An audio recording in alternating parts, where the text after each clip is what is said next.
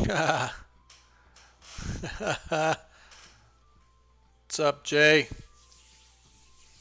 TLW? What's going on with you guys out there? Appreciate you hanging with us.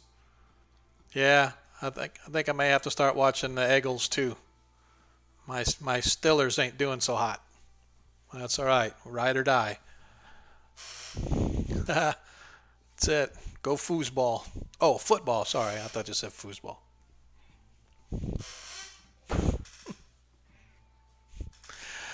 Well, he can throw if he could actually get a second to put it out there. People keep saying he can't put it out there, but he was putting them out there 20, 30 yards down the field whenever he has time to throw. But that's why they're throwing every 1.5 seconds because the offensive line can't keep them upright. Definitely can't move though.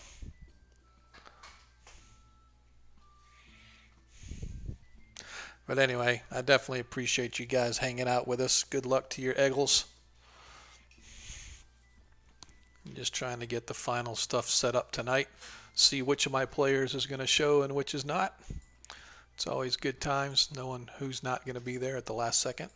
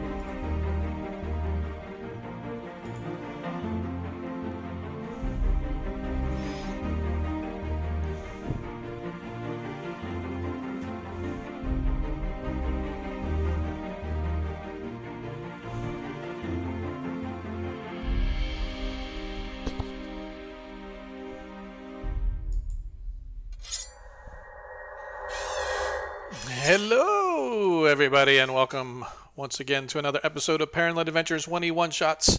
I am Sean, your host, bringing you together with some of the finest gamers the interwebs have to offer. Well, at least one gamer that the interwebs has to offer. As of right now, I've got one player sitting in the wings, ready to go, ready to take on whatever the Keep on the Borderlands has to offer. For those of you that have been following us for a while, you know that our party, having completed their mission in Hamlet, were contracted by the church to go down to the near the Pomarge and the border of the Uleg states, where there is this keep that sits sort of up in the hills that overlooks the Pomarge, making sure that the humanoids aren't trying to work their way back up into the hills. And apparently there is a sister church that was being started up in the hills, and so the party was sent down to the keep to go sort of take a look around to see if they could find whatever it was that this may be going on. And so for the past 3 episodes, they have been sort of doing guerrilla-like tactics, going in and out of the keep, out to the caves of chaos and back, usually licking their wounds in some way, shape, or form. And last week, however, they made a discovery. They actually found a temple apparently was being brought up in the caves somewhere. So they managed to get a little bit of a sneak peek on what's going on there. And they took a captive and brought him or her back to the keep for interrogation. And so that's where we left off last week. So before we get started, introduce our crew. As of right now, we have Adair, and Zadkiel. They are both here. And that's probably going to be it tonight. Arthur is feeling a little bit under the weather, so he's not able to make it. And, of course, Valorius has been out for an extended time. He's planning to come back next session, which, for those that care, is actually going to be the 11th. We are not gaming next week because I will be out of town.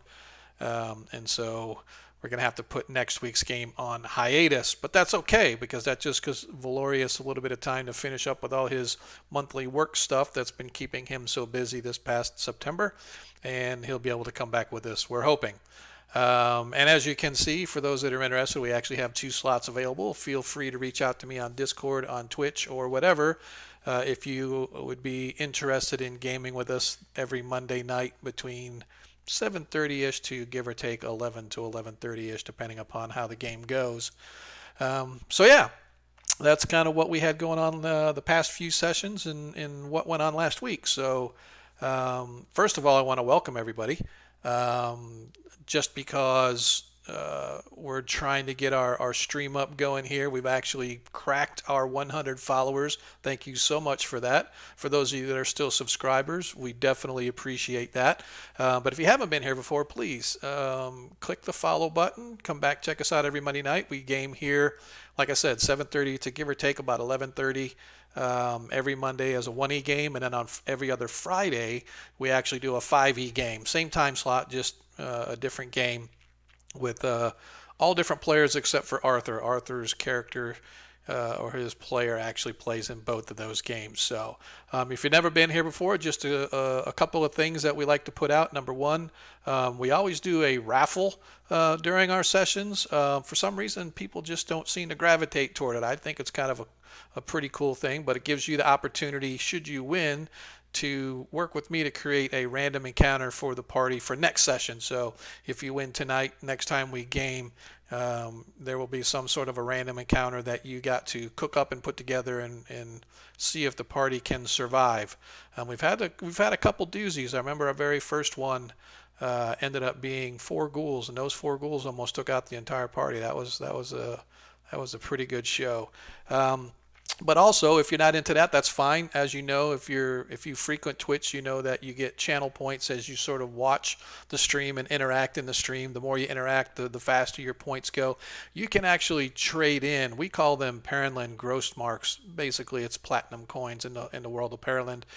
You can trade those in and buy our party a natural 1 or a natural 20. And what that means is anytime during the game session, or if the party should have one of these on hand, if they so need, they can swap out a dice roll with one of those. So for example, if I hit them with a critical hit, they can say, no, no, no, we have this nat 1. We want the roll to be a nat 1.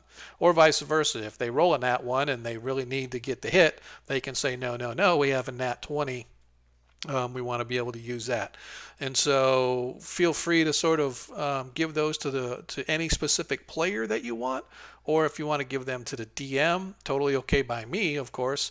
Or if you can't decide on which character is your favorite, just say you want to give it to the party, and the party will use it as judiciously as they possibly can. So Monkey, as you can see out in the stream, is telling us that he's on another computer right now. Why? Probably because he's either working or he's gaming, one of the two. Because for those that follow, obviously know Monkey has his own stream. It's not quite D&D, but it's close enough. He goes out there and games on some of the different RPG and stuff. So that's enough of me talking. Let's see. Can Adair? I see that Adair has arrived. We appreciate it. How you doing, man? Can you hear? Are you hearing us? Good. I don't hear you, so I'm hoping that it's you and it's not me. Uh-oh. Adair jumped off. Oh, he's on his mobile. Let's see how he does when he comes back. So he's back. Still don't hear you, brother. Still cannot hear you, but that's okay. We usually take a few minutes to kind of get our bearings to see what's going on anyway, so not sure what the deal is, but I am not hearing your sound come through at all. Let me see. I'm going to check. Yeah, can you guys out in chat, can anybody hear me, I'm hoping? Yeah, well, I guess you figured you could, because I was talking to Lord Gazumba and Time Lord's wife a little bit ago. Yeah, I can't hear you either. So you know what? I'll bet it's me. Hang on just a second, because the DM, for some reason, every time he loads up Discord, has to go in and reset his voice and stuff. So let's see. Oh yeah, there it is. Imagine that. It changed me back to... All right, now I'm switched to regular. So how about you guys now? Can you go ahead and talk? Ding, ding. Hey, there they are. There they are. There they are. Hey, Agamran, how you doing, brother? Appreciate you showing up as always. Now that we can hear everybody, let's try this again. How you doing, Adair? How's it going? Hey, what's up? I'm having trouble getting into Astral, but okay, I'm trying. That's fine. Yeah, we're not going to be in Astral. There we go. Yeah, because it's so. Like I said, for some reason, I really don't know why, and it's probably got a lot to do with the fact that I switch computers, like Monkey. I have to switch computers during the day, so I usually unplug my headset and plug it into my work computer here at the house, and then when I'm gaming, obviously I switch everything back over to my home computer. So apparently Discord has a default setting for my mic and my headset and stuff, so I don't know why it keeps changing it, because I don't change it on my computer. I'm just plugging and unplugging, so it's probably when I unplug it resets it or something like that. So it's annoying, but it's just something I have to deal with. But yep, anyway, so we got everybody. Congratulations. Oh yes, thank you very much for those that are on our Discord. Hey, you got 102 followers. I know, dude. I told you last week we went over 100, and then all of a sudden I got 2 extras. So I'm on the baby. Oh, I know that. I know that. Baby? Yeah, I did not. I had a grandchild. Yes, my first congratulations. Thanks, man. My first grandson. He was born Sunday at 8:26 a.m. Coming in screaming at 8 pounds 4 ounces. So he was a healthy child. Not quite as healthy as when my daughter was born. She was actually like 10, 14, so she came in like a little cannonball.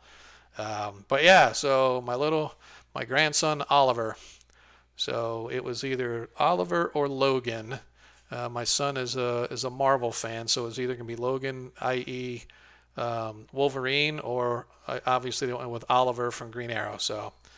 I'm not a follower of Green Arrow, so I didn't know. I just love the name. But yeah, man, it was pretty awesome. We were all very excited, which is one of the reasons that I won't be gaming next Friday either. So this is our off week, I think. No, this is our on week for our 5e game, but I won't be able to play this Friday because I will be out of town. My son and I go every year to watch a Steelers game, and this year we're going up to Green Bay, see if we can get ourselves on track. Not real hopeful, but we'll see. And then the Friday after that, we will be in visiting my son and daughter-in-law and the new grandbaby. So I'll be back in time for the next Monday game, but this upcoming Monday next week we will not be gaming for those that follow. So, but anyway, we appreciate everybody. As I said, our party is currently engaged in the keep on the Borderlands. Last session, you may recall they discovered a evil temple in the works, and they managed to take out some of the undead guardians in the forms of skeletons and zombies, and they captured they took out 4 acolytes, but managed to capture one of them and brought them back to the keep for interrogation. And so at the end of last session, there was a little bit of wealth distribution. Arthur went and did a little bit of shopping so he could sort of boost his spells a little bit. But the party is spending the day sort of getting healed and rested up so that they could once again foray back to the caves of chaos, or to do whatever it is that the party decides that they want to do. Because regardless of whatever adventure we are currently involved in, we always say that it's the group's adventure or the group's world. If they decide they don't want to adventure here and go off somewhere else, then I guess we'll just sort of wing it and figure out what to do next. So, but yeah, man, how you been, Monkey? Doing all right? Yeah, just been busy moving and still not settled. I'm Right. about 95% out of the house, and I've been sick this week. Man, it's when it rains, it pours. Dude, man. Like, I feel you. Mom broke her hip, fractured her hip, and it was just a bunch of stuff. But I'm here today to be able to play. So we appreciate the effort that you make to be with us. well, I appreciate. I think you should go get in bed. Get some rest. Just kidding. Yeah, you can see game Skeeter's from been bed. high down here in Texas, and man, it threw me out of work for about. Well, I'm off tomorrow also, but man, it's been rough. Right. I have itchy eyes and sinus infection and all this stuff. Yep, exactly. So for those that saw, or for you chat folks out there, as you can see, I've kicked off tonight's raffle. Exclamation point random to get your chance to pick the next random encounter that the party will or I should say for next session, the random encounter that the party will have to deal with. So not sure where we're going to be next session. Tonight we may end up completing the keep on the Borderland, because technically your mission was actually to find and destroy the temple should you find it. However, if you guys decide you want to stick around and do a little more cleaning house, you're welcome to do that as well. But let's sort of kick it off and find out where our party is going to go tonight. So, One question. What's that, sir? One question. Yes, sir. Am I still alive? Oh, yeah. Yeah. Oh, right. Yeah. Dude, yeah, no. They tried their best to kill you, but no, you were like right up in the front in battle, and you was smiting things down, and yeah, it actually worked out really well. No, thank you for those who were playing. Yep. Sean So was controlling everybody. I was controlling everybody.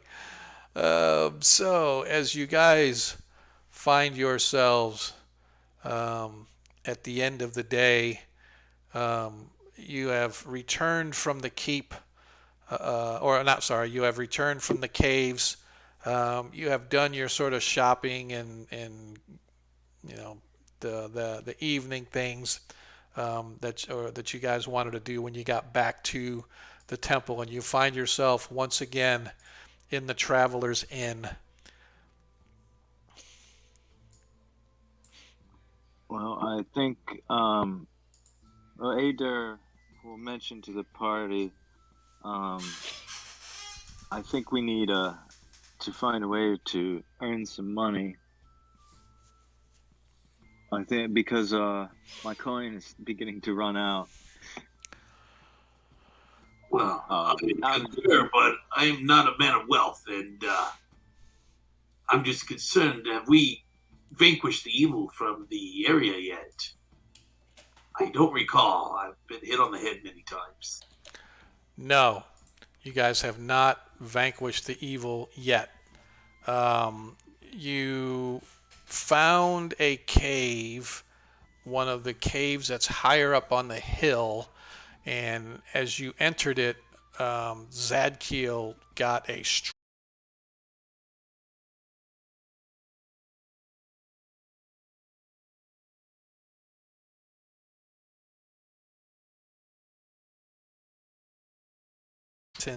and zombies infested the left-hand tunnel that you went into. You also discovered basically what looked like a throne chair that had several gems embedded in it, and you managed to pull out 4 large green garnets, each one appraised at 500 gold coin. So you guys did manage to get that before you left. And lastly, you took on some acolytes. You decided that, we went left, we found some undead, but there was nothing else, no other exits. So you went right from the main entrance and discovered a small room of acolytes, and you took them out, pilfered whatever they had, and then killed 3 and brought a prisoner back and gave him to the keep guardsmen as you came through the front gate, and they took him as a prisoner for interrogation. And so that's when you guys came back, and so you've been recuperating and resting for the day. And so that's kind of where, like I said, we were picking this up at. So. Oh yes, Adair, I do recall now. And out of character, I just we are definitely short on training funds, Monkey. So we're gonna need to find a way to make money. Oh, no problem. So my character isn't very greedy. Yeah, mine's not at all either. So anyway. All right. Yep. So that was a fine adventure we were in, but I do wonder if we are still we closed the deal on the objective. Do you think, gentlemen? Well, I didn't. As Arthur sort of looks at you and he's like, I do not think so. We have only just begun to scratch the surface of that last cave or cavern. There was definitely evil within the depths. I think it warrants further investigation for... I'm glad you have said that, because I, too, sense the evil over there. So it sounds like we will be returning. It does sound that way. Well, perhaps we should get good rest, make merry, and pray to St. Cuthbert for the strength to smite the evil that is awaiting us. For I don't know what the alkalite has said yet, or any information that may foretell be important, but yes, of course, I respect your opinions as well. What do you think? Well, I mean... Adair just looks down and toys with his the food on his plate and says, I suppose we had better... Suppose we had better what? I suppose we had better do and go. We can't leave those humanoids in the hills, and the dark. Like, if there's more evil priestdom in that complex, then we can't just leave without attending to it. It's our responsibility. You know what? You speak with righteousness in your words. I do not know if he speaks with righteousness, but I am sure that there is treasure to be had. If where there is evil, there is usually some sort of a treasury stash that they use to pay their, because nobody wants to be evil. But I think if they pay them good enough, then people will do whatever they wish to get paid Worst for. case scenario, it'll be interesting, I suppose. This is true. This is true. So you guys spend the remainder of your day healing and recuperating. You actually managed to get some healing from the church due to the fact that you are now officially aiding the keep. The church is seeing fit to heal your wounds, and each one of you once again is provided with a potion of healing. Only the main characters, not the three hirelings that that Arthur has paid. However, each one of you now has a potion of healing. I don't believe anybody had any left. I think you guys used them all. I had one. Adair happened to still have one. Okay, so now he has two. I'm psyched to have that new one. Yep, so now he has two.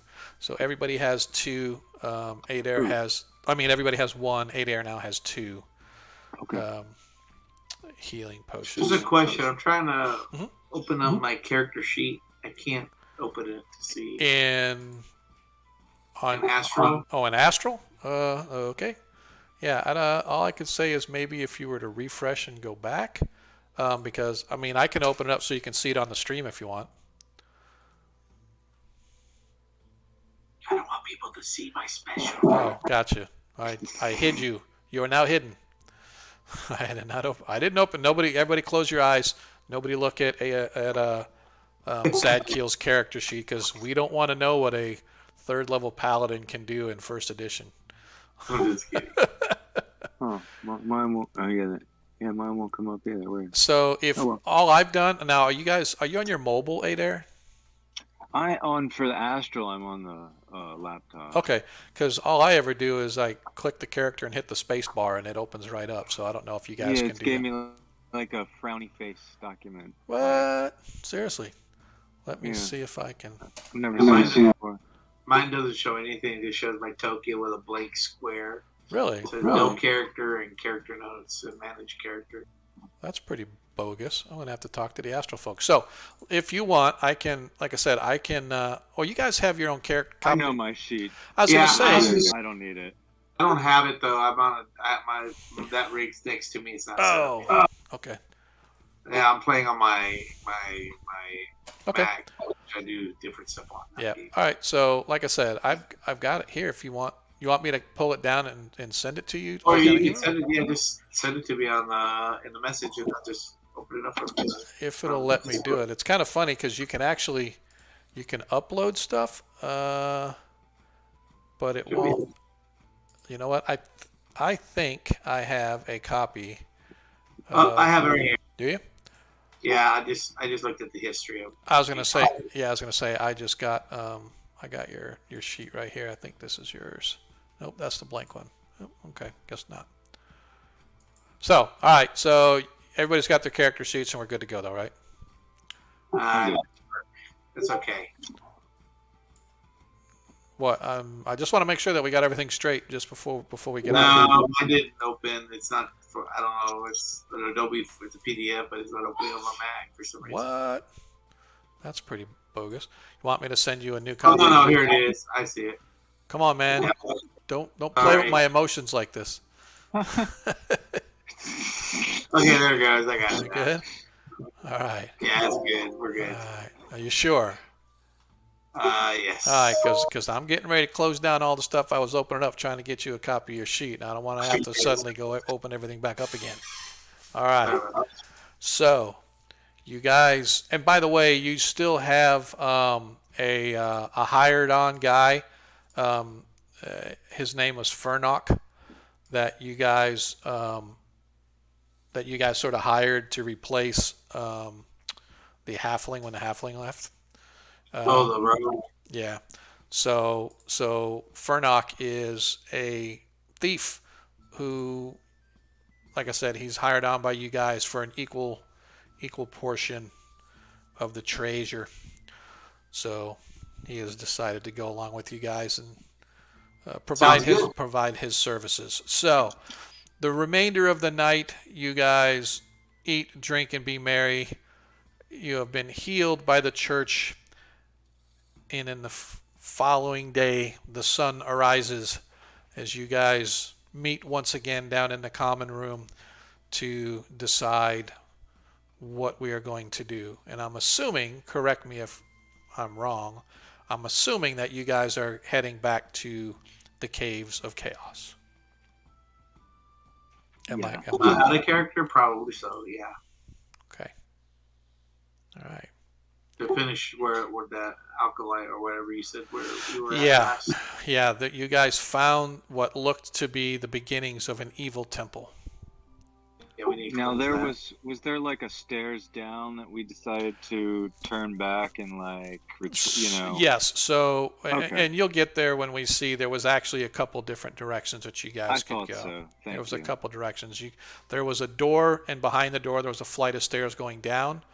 There was a door in front of you that you found the acolytes and took out the acolytes, and there was a hallway that led to the left. And again, you guys did none of the above other than take out the acolytes and leave. So there's still different directions, but you'll see there when you guys get back. So you guys depart the and go back out into the keep itself. You go to the stables and you get your horses as you guys begin to head out in the early morning mist. As you exit the keep, you are bid good day by those who are now accustomed to watching you come and go these past 4 days or so. And you head back out onto the trail, heading back to the north to the Caves of Chaos. The day is relatively cool, but it is early. There is a light mist as you make your way along the north road, heading to where you know the main trails are, heading back to the caves. As always, you pass by the large hill to your left, which would be basically to the west. The large hill atop which sits an old ruined tower that you have elected not to go to because the only thing of interest that you've seen that entire time is tracks from a large mountain cat of some kind, perhaps a puma or a jaguar, or probably not a jaguar, that's more south, but probably like a mountain lion or something like that. And rather than mess with its domain, you guys continue until you reach a point where you have to dismount from your horses and start leading them through the trees. Eventually you guys come nearby the clearing where you normally put your horses, and as you do, suddenly coming up out of the trees, you guys see a large group of what appear to be bandits of some kind. And as soon as you guys come out of the trees, or toward the center of the clearing, they all come out of the trees. You can see there's perhaps a dozen of them or so. Most of them have spears of some kind. They're wearing leather armor. They appear to be led by obviously a bandit captain or leader of some kind, who's wearing a higher order of mail. From what it looks like to you, he's got clothes over the top of some kind of a metallic mail, perhaps chain mail or something similar. Standing next to him is a rather tall fellow who sort of towers over the leader in size, but he obviously defers to him as the captain belts out orders to basically kill them. As he screams, "This'll be the last time you ever try to invade my master's territory! Kill them all!" And the men begin moving in your directions. So just as a quick overview, you can see most of the foot soldiers, if you will, are wearing leather armor, no shields or anything, but they are sporting spears. You can see that there are a pair of them standing back near the bandit captain who appear to have bows. And then, of course, the bandit captain and his lieutenant both standing there in their armor. And so let us, first of all, if I could. Have the horses near us? Your horses, yeah, you guys were just leading your horses through the trees, and you're coming to the area where you guys normally sort of tie up your horses, and these guys are actually there. So what I would like to do, first of all, let's roll for surprise, just to see if anybody is surprised. We make sure we use the ranger's surprise. Yeah, the ranger. So the ranger is a D8, right? Mm-hmm. So whoever wants to roll it. So either Zadkiel or Adair, if you would care to roll the D8. 8. So you guys, they are not surprised. You guys are not surprised. So let's go ahead and state our actions before we actually get into combat.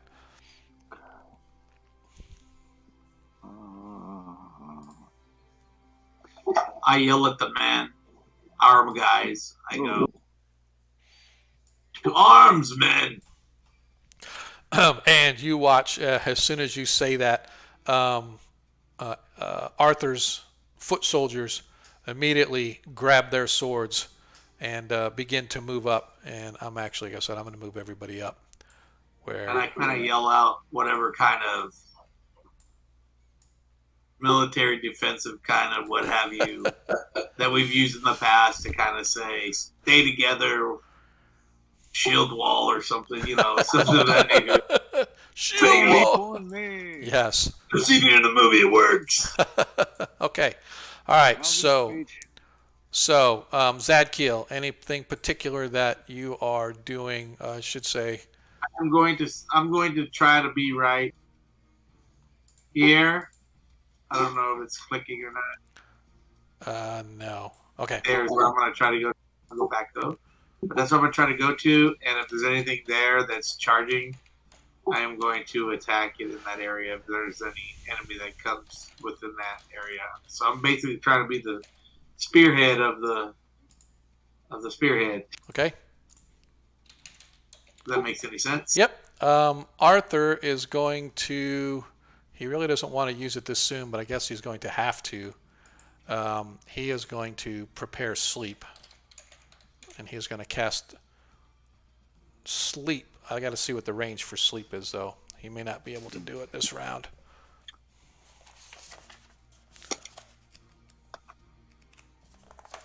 Tell Arthur, save it. Save your spell until you see the whites of their eyes. It's 3. Yeah, 30 40. Yep. Plus 10 per level. Yep. So it's 30, 60. It's going to be basically 60 yards. By the way, each one of these squares is 5 feet.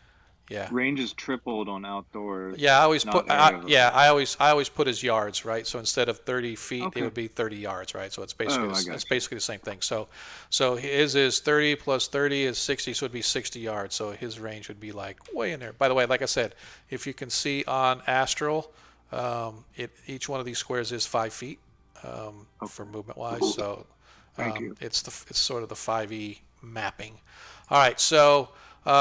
Stefan, Jeremiah, and Lanath are all going to be there. Actually, they're going to fire their bows first. And then whenever they get engaged, they will drop the bow and switch to their short swords. Arthur is going to cast Sleep. Adair, you are? I'm going to. So this is the leader back here. So the leader is this guy with the eye patch. So right back here. Okay. Yep. And then you said the 2 guys behind him have bows. That is correct. These 2 guys. Okay. And how about the guy, like the different looking guy in front of the leader? He's the lieutenant. Yep. Okay. I'm gonna. Oh. Yeah. I'm sorry. He actually. Yeah, what's up? What's up? I was just saying, go on. Oh yeah, no, it's a different looking guy. It's actually a Dragonborn character, but that's because Astral doesn't have. You don't get to choose what the character is. They have these default tokens for things, and I just Yeah, wanted no to. problem. Anyway, so he has. You could see that the leader he has a bow and a spear as well as a sword at his side. The lieutenant has a spear and a sword. Right, Okay. so Oh, cool. there's 3 bowmen starting off to start. So All right, and yeah, all right, that's interesting. Okay, I'm gonna try to cast hold. I'm going to cast hold person on the 3 that have bows, the leader and the 2 oh okay, supporting bows. okay, perfect. All right, so that's yours. And once again, I would ask Zadkiel, what is your action? I am going to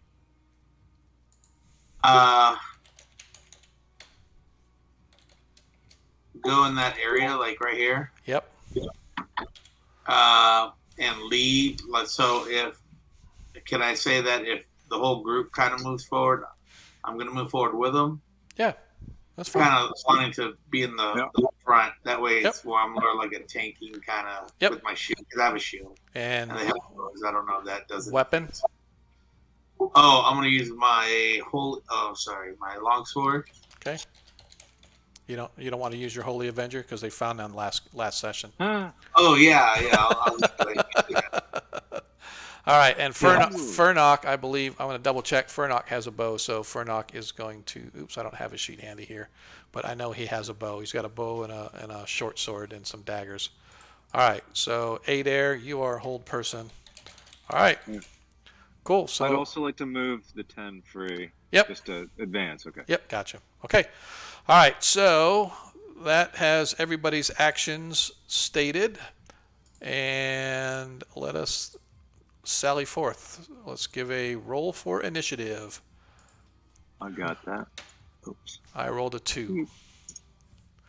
You rolled a 2. Just tie that bad boy up. I rolled a 4. Oops.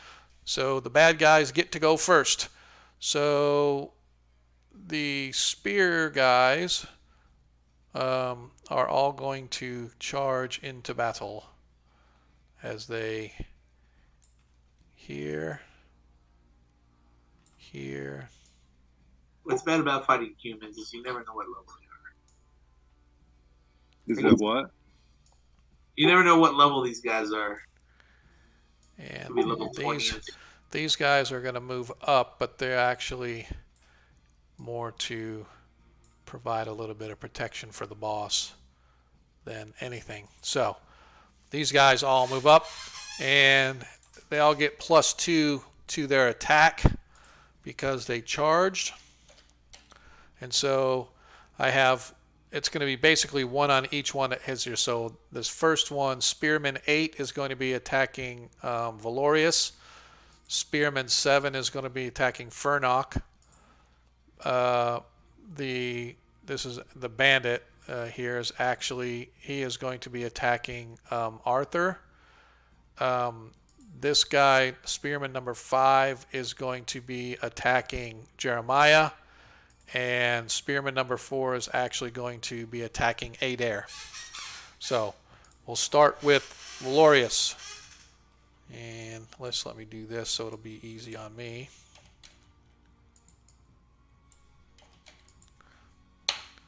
$12, I believe, against Valorius. That is a miss. Valorius's armor class is...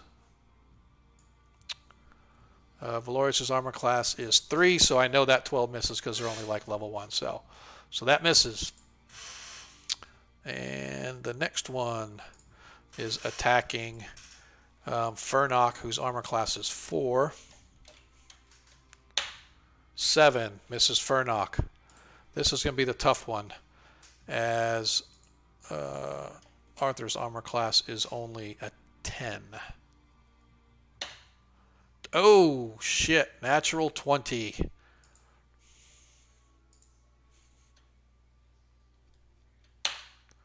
Six hit points of damage to Arthur as Arthur takes a severe stab to the gut as he goes to cast his spell, and his spell goes off, and he loses it.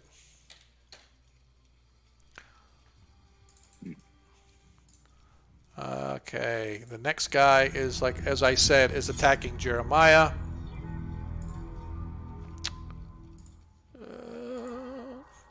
And a 10 misses Jeremiah, and this last spearman attacks Adair. 11 misses Adair. Okay, now the bowman. Bowman's going to move up by the captain here. He's going to move up here. So this bowman is going to fire at Jeremiah. I believe it's they get 2 shots with a short bow, right? Yeah. Oh, 19. I believe that is going to hit Jeremiah with the first one. And a 17, I believe. I got to double check his armor class. I believe that's correct. Yeah. Crap, I didn't have because they had. All right, so I'm going to go with armor class 6. Yeah, they needed a 15 or better to hit. So both of those hit. Aren't they wearing the chainmail? You're right. Thank you. Thank you again. Yep. So chainmail is armor class 5. I don't know what their alignment is, but yeah, they still need a 16 to hit. So Monkey, we took the chainmail off of the evil priest and gave it to the henchman. okay. After cleansing it, of course. So both of those hit. 6 hit points of damage to Jeremiah as Jeremiah drops to the ground. Oh boy. Yep. And the second bow is going to be firing at the only one that he can see right now is the mage. Oops.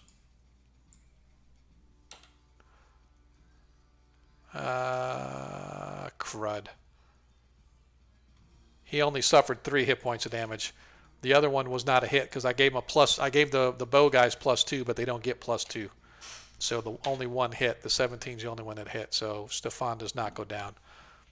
So this one, 18. Another bow hits the mage. And a 10. So 1 hit against Arthur for another 4 hit points of damage. As Arthur is now significantly down to 4 hit points, and his spell has gone off. Okay, and now the last but not least, the captain is going to be firing his bow. 19. He hits Laneth. 2 19s, 2 hits on Laneth. As Laneth suffers 11 hit points of damage. As Laneth is significantly wounded, and he's at -5 as he drops immediately to the ground. Okay, that is their turn. Now it is y'all's turn. Let's start with Adair. Okay, those guys are gonna have to save. All right, it's save versus magic, right? Yes. All right. Okay, so the leader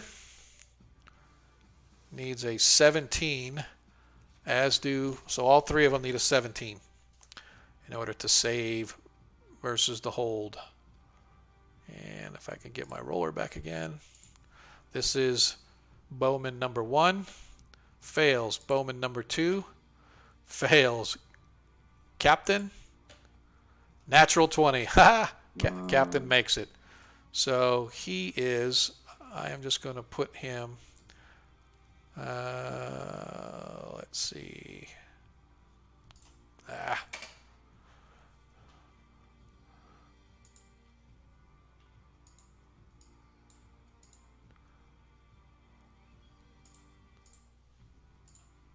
Okay. He is held, as is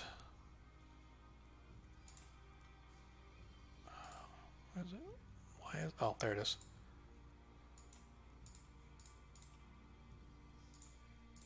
As is he.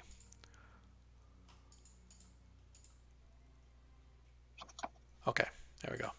All right, so those two guys up there that are red are held. Is that it for you? Yeah. And yeah, I was gonna say you were moving up a little bit. So Well, I couldn't. Yeah, The gotcha. guy got in my way. Yep, gotcha. Okay, so next I'll go ahead and go with, well, Arthur can't go, so Furnock, as the guys came up, he can't use his bow, but he gets a +2 with his short sword. So because you get the +2 on that, because they rushed up on him. So 18 as he strikes the one right in front of him. So he's going to hit the spearman with his sword. Does 2 hit points of damage and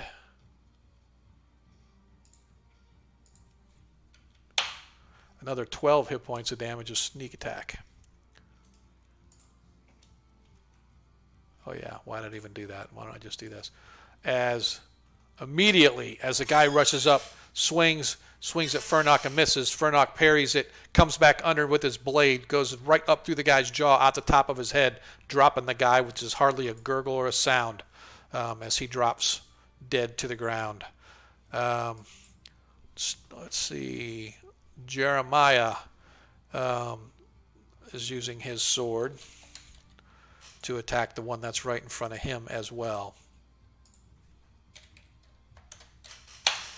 13. I don't think that hits. Let me double check their armor class.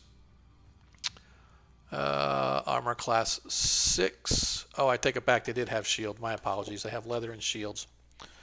Armor class 6. Nope. He needed to get a 15 to hit, and so he misses.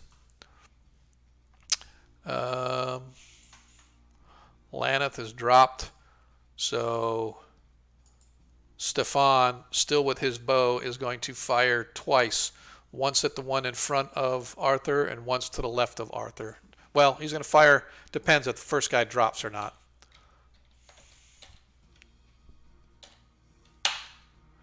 Oops, how the heck did that happen? Oh, that's funny.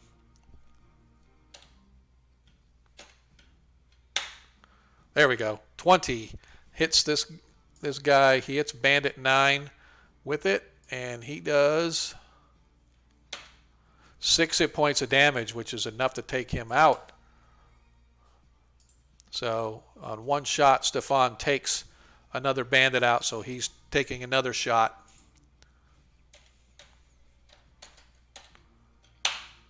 Six. Second shot misses. All right.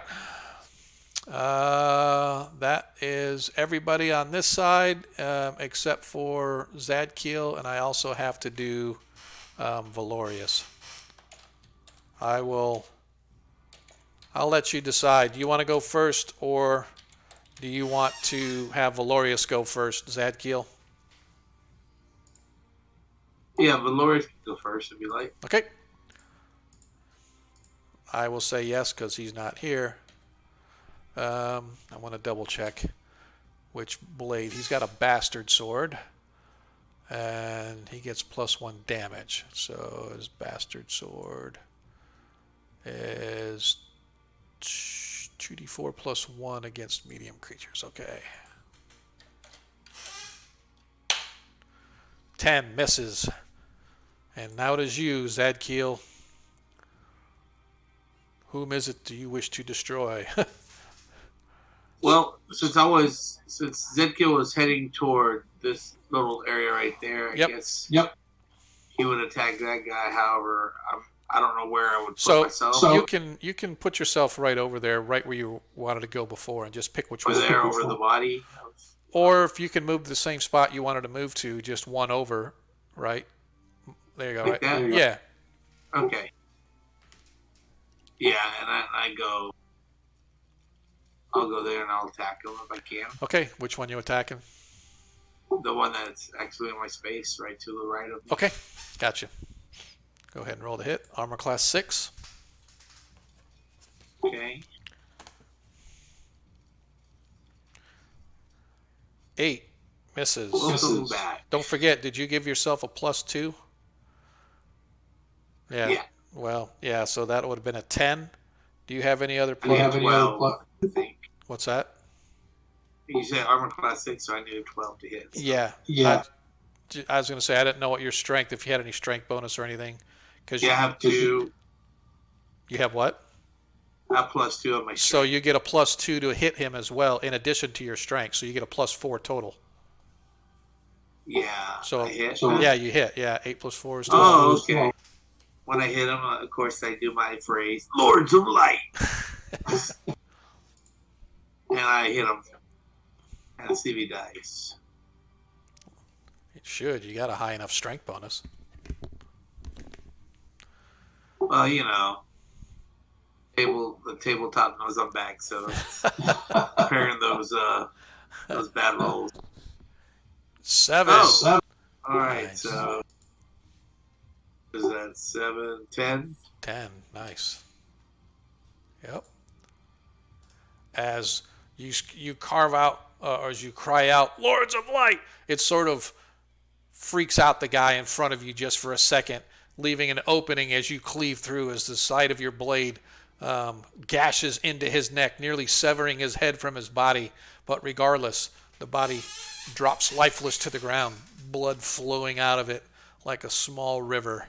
And that is everybody's action for this turn. Let us go ahead and state our actions for this turn. Adair. Hold person on the leader, lieutenant, and with these 3 guys in a line with spears up here. Okay. You can. I mean, just one of. Actually, yeah, I guess one of them is as good. How long does the hold person last? Yeah, it's. I wanted to say it was I don't want to 5. give you the wrong answer. Wasn't it 5 rounds or something like that? I think we called that last time. I'm right here. It's 5 rounds. Okay. No, it's actually 4 plus 3 is 7. 7 rounds? Okay. Yeah. So we are at, I'm counting down backwards, so this is round 6. And then the next one will be 5. So that was round 7 because that was run round. And then, yep. So, all right. So Arthur is once again going to attempt to cast sleep on everybody up there. So hopefully he'll be able to get them all. It all depends on whatever. But he's sort of working with you to have them all held and sleep, or put them to sleep, I should say. Okay. So let's see. Furnock is going to take back out his bow, and he's going to use his bow on the 3 spearmen that are apparently going to be coming up as reinforcements, if he can. Lanath is down. He will be at. Okay. And Valorius is going to continue his sword with the one in front of him. Zadkiel, your actions? Continue with your blade, or... Well, what I'd like to do is, I don't know if I can do this or proclaim it, but either Zadkiel will attack the guy to the south of him, but, well, no, he's going to charge forward. Okay. He's going to charge forward to greet the 3 spears holders. The henchmen are coming in your direction, so they're charging towards you as well, so you're going to charge to greet them, is what you're saying. Yes. Okay. All right, cool. So you guys lost initiative last time. I don't know if you want to keep it the same way, or whoever wants to roll, please roll initiative. Go monkey. I rolled a 1. All right. I rolled a 1. Uh-oh. Nope, Zadkiel rolled a 3. Yeah. Okay, so 8 air. I will allow your hold person to. Well, yeah, you and Arthur kind of go off together because spells all go off at the same time. And they're both single actions or single segment, I should say. So go ahead and you said the The captain, leader, the and then lieutenant, and like the farthest, or okay, like I guess this guy by himself. Like, okay, yeah. yep. All right, so this is the captain. Captain Nat 1, captain is held. Lieutenant, Lieutenant 11, lieutenant is held. Spearman 18, spearman saves. So the three spearmen are still good to go. But the captain, the lieutenant, and the 2 Oh, guys. yep, are frozen. As now Arthur's sleep spell goes off.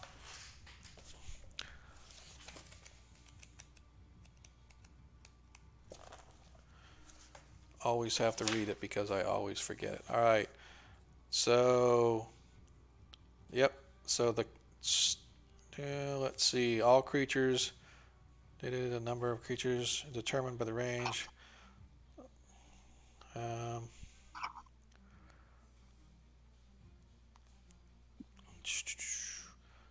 Where is the number of creatures?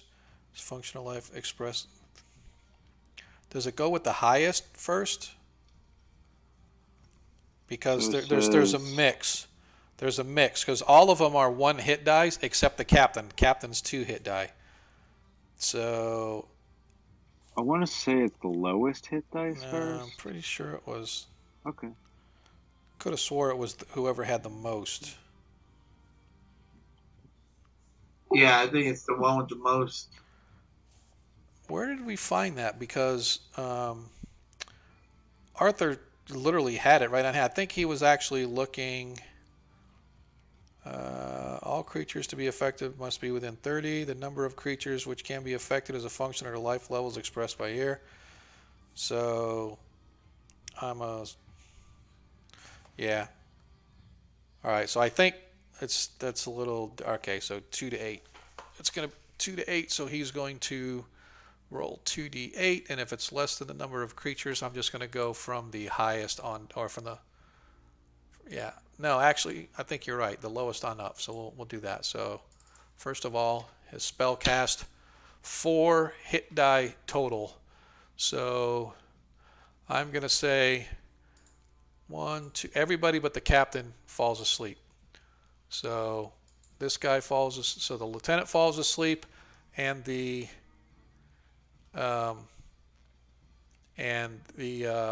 3 spearmen all fall asleep. So the other bowmen are still held. The captain and his lieutenant are still held, but basically the lieutenant has also fallen asleep. So now all we have left is the 2 individuals. The only ones that can still attack you guys are the 2 that are down here engaged with you guys right now. So Stefan is going to use his bow on the one in front of Valorius. Nat 1 misses first one. 11 misses the second one. Oh, and his shot actually hits Valorius for 6 hit points as damage.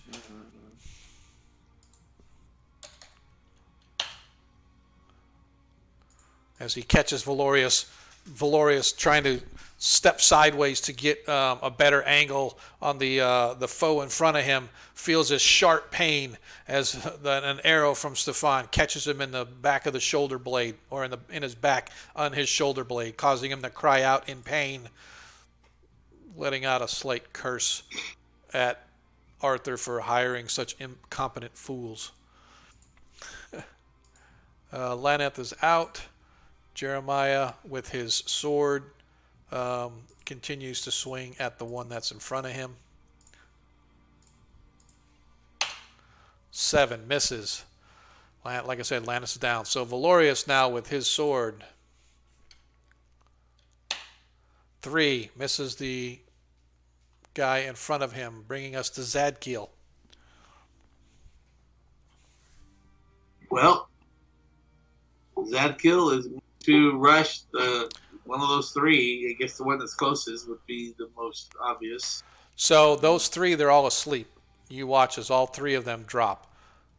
So the only people that are left standing up right now are the captain and the two guys in red who are all held. I guess I should have put the captain in red as well. But so everybody up here in this group are all either asleep or under the effect of hold person. Well, I would still do it because it would be like coup de grace or whatever. Okay. All right. Because he was charging. It's like mid slash, I guess. And Totally got it. All right. So he takes him out. Poof. Character gone. And now. What? I was just like, oh, it's so brutal. Just running up on a field. It's like a Braveheart. I was thinking of that scene in Braveheart when they're like stabbing people who are like on the ground. Yeah, exactly. All right. So now we are sword play as the bandit henchman, the spearman, tries to jab at Jeremiah with his spear. 5 misses. The other one, spearman, stabs at Valorius with his spear. 8 misses.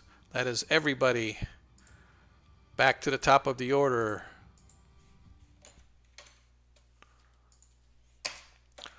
And okay. 8 air. I'll swing. I'll attack this guy in front of me with my mace and shield. Okay. And Arthur is going to turn and bind the wounds of Lanath, who is down to -7 as of this turn.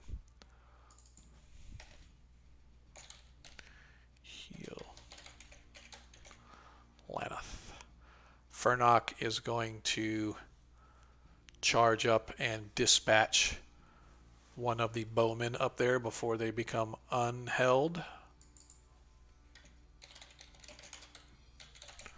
And he is going to kill bowman number 2. Kill bowman 2. Okay. Stefan is going to grab his sword and move over to aid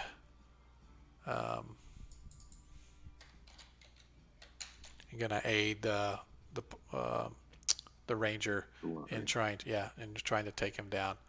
Valorius is going to continue his sword. Zadkiel, who's next on your killing spree? You chaotic evil paladin, you. Do I know that they're all asleep and held? Do you? Well, I mean, you watch them just drop to the ground. You don't know what the cause was. You don't. But to be honest, you would not know they're held. You just see them standing like statues. But 3 of them fell to the ground, and 3 of them are still standing. Okay, I'm going to attack the ones that are standing because I'm assuming that I would be, like evil acting. Yeah. Gotcha. Okay. So you'll just have to move your guy up. All right. So everybody knows what they're going to do. Let's once again, you guys won last round. So let's go.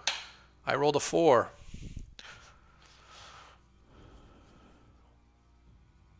Go Z-Man, go. Go Z-Man, go.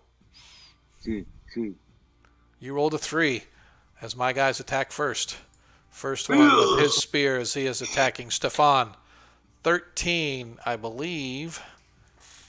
That misses. They need a 15 against Jeremiah. And the other one is going against Valorius. And he rolls a 6 and he misses. 8 air. Go ahead and attack the guy with your mace. Okay. Oops. Dodges my attack. He dodges your attack, yes. As Arthur turns to quickly starts binding the wounds of Lanath, who is close to bleeding out, so grievous are his wounds. And Arthur then goes to work on himself. As Stefan grabs his sword and moves over to aid Valorius. He rolls a 17 and he hits. 6 hit points of damage as he manages to dispatch the last one on this side of the group. As now Jeremiah attacks with his sword. 8 misses. Laneth is still down. Valorius has nobody to attack, so his turn is down for this one. And Zadkiel, you're up. Move your guy up to whoever you're going to dispatch. Keith would be the closest one, the one in front of me. He's actually fell to the ground asleep. The 3 that are yeah. Probably this guy then. Okay. Yep. And Furnock rushes over to dispatch this guy because he doesn't care if he's asleep or not. All right. Zenkiel is probably wondering that they're scared stiff because he dropped the guy with one hit. Maybe, I don't know. All right. Doesn't understand why they're not fighting back. All right. Any other? He actually healing potion is 2d8 plus 1. Is that correct? 2 to 8 or 2d4 plus 1? I mean, or is it 1d8? I know the cure light wounds, but I think the healing potion is 2d4 plus 1. Great ass question. Yeah, I never remember any of this stuff. I'm right here on the page though. So it says 2d4 plus 2. Plus 2. All right. So he is using his healings, and he gets 6 hit points back. He gets all. Oh, I got I can do some healing. I'm sorry. Yeah, I know, but no, but we're trying to. Arthur just says they're trying to avoid using all of the spells if we don't have to. He doesn't want to use all the spells because so he got 6 back, so he is now at 1 hit point. All right. Oops. Didn't mean to do that. Yeah. Hey, Cardman. Sorry I haven't been following chat, man. Good to see you too. Definitely appreciate anybody that can to make our show live. For those that haven't or that came a little late, we're in the middle of Keep on the Borderlands. The party has been sort of going in and out of the caves, and last session they managed to find what they believe was the beginnings of an evil temple. So they cleared out a little bit of it and left and came back. But as they were coming back, they have encountered this small group of bandits who have told them that they had better never come this way again. And so the party has commenced to whip their ass as well. And so in a short span of combat, a well-placed sleep spell and a couple good hold persons, and pretty much everybody is taken care of except for one lone fella who is battling with his spears the best he can.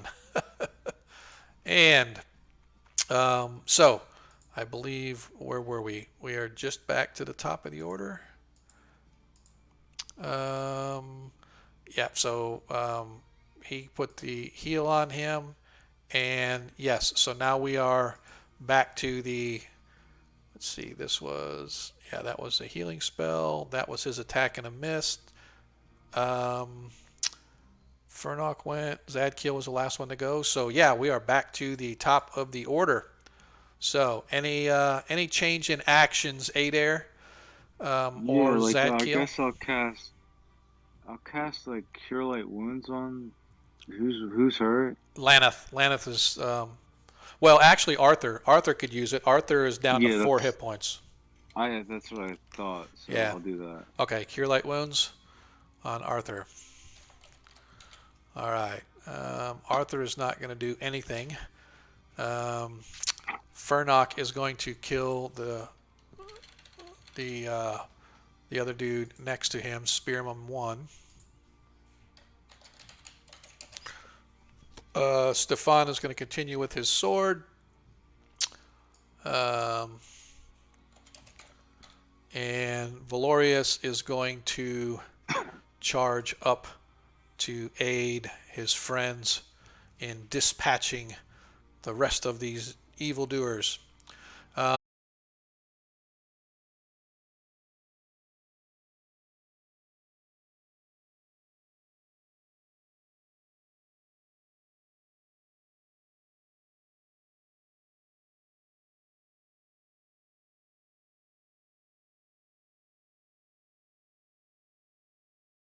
to the party.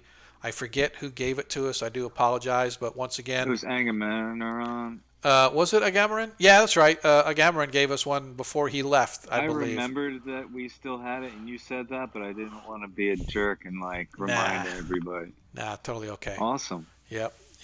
So Cool. so yeah.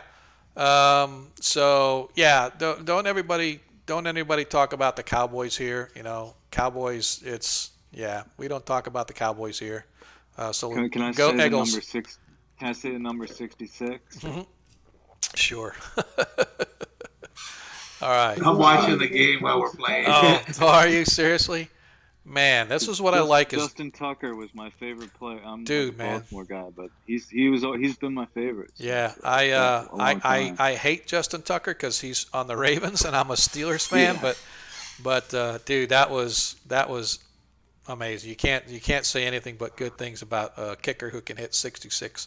He was on Dan Patrick's show today, and he said he finally got a doink to go his way because every time he hits the doink, it goes off. This time it doinked and went over, so it was pretty awesome. All right, so back to, as we were saying, everybody's got this up, so let's clear this for the next round of next round of combat, and let's roll initiative. You guys won last time, I believe. I rolled a 3. I'm not sure who won last time.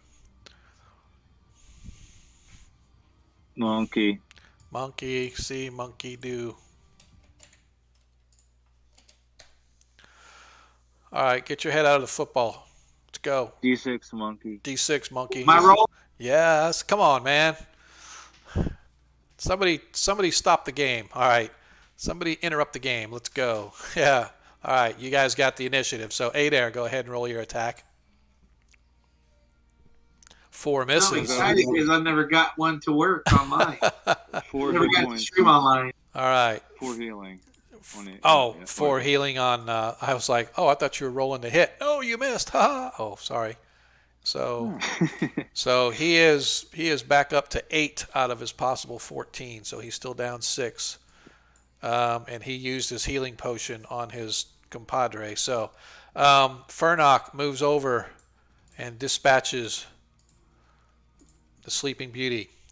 Stefan goes up and attacks with his sword. Nat 20. Wow. 12 hit points of damage as he dispatches the lone fellow down here. As Lana, or I should say, not Stefan, that was Jeremiah. Sorry, Jeremiah got it. As Stefan moves over and just gets in front of Arthur, just in case one of those archers comes back awake. And Valorius charges up and dispatches the lieutenant. Zadkiel, you see the two. Yes, sir. You see the two frozen individuals, the captain and a bowman, standing there, pointing their bows directly at your friends to the south, but neither one of them appears to be moving. I'm probably going to think the bowman is doing like a concentrated shot, so I'm going to probably attack him. Okay, that's what it Trying was. to get a steady shot. Yeah, that's what it was. He's aiming. That's Yeah. what it was. Yeah, in the middle of combat, nothing going on. I'm just going to stand here as still as can be, not worried about. Okay, and we're just going to assume that next round the captain is taken care of, bringing us As out. I get hit, Yeah, as my sword comes down on him, yeah. I go, "You shall die like the Philadelphia Eagles." Wait, let's hear that. Wait, I want to hear that cricket sound. Let's hear the crickets. Give us the crickets. When you talk about the Cowboys, we talk about crickets. Sit. I want to hear the crickets. We're not going anywhere till I hear crickets, damn it. Oh, Adair's not going to indulge me now. That's what it is. Okay. No, I gotcha. think you can't hear the crickets. No, now I did. Now I did. Okay. All right, we're good. I hear. Yeah, we're here. So, you guys dispatch the leader and all of his comrades. Combined, you guys find that there are 3 short bows along with 10 arrows each. there are 8 spears, 8 daggers. Each one of these guys has leather and shield, except the captain. The captain is apparently wearing chainmail. Um, you sort of checking them out. You guys find they all have silver and gold in their pouches, um, which you guys immediately claim. So, Hey, dear. so let's see. Let's go. I yell at Hey, dear. Hey, dear. Here is the coin in which we shall be trained. How much gold? I don't know yet. Hang on a second. So let's see. There's 8, 10, 11, 12. Okay. Wonder if it would. I'm gonna write this loot down. If you could re-list it. Yep, I'll put it down too. So Oh, okay, never mind. I'll copy it. 7 times 12. So there's 96 silver. I'm actually going to put my treasure thing. Normally, Arthur is here to do that. So you find 96 silver. The lieutenant has a gold coin on him. And the captain has 10 gold. So you find 96 silver and 11 gold in treasure on the band of brigands. You guys are all sort of standing there. Laneth, though he has been healed, is still severely wounded and will not be able to continue to the caves. And he's out for a week. Yep. And so, although he can slowly move around because he is on his feet because of the magical healing as well as the potion, because of the potion's healing, he elects to let you know he will stay here with the horses to guard the horses as best that he may, though there will probably be little that he'll be able to do, but he'll remain back at the horses. So wherever you guys go, Laneth will not be able to go. Okay. Does that make sense? Yes. Okay. Cool. All right. So you guys sort of gather yourselves back together and continue your way back to back toward the caves of chaos.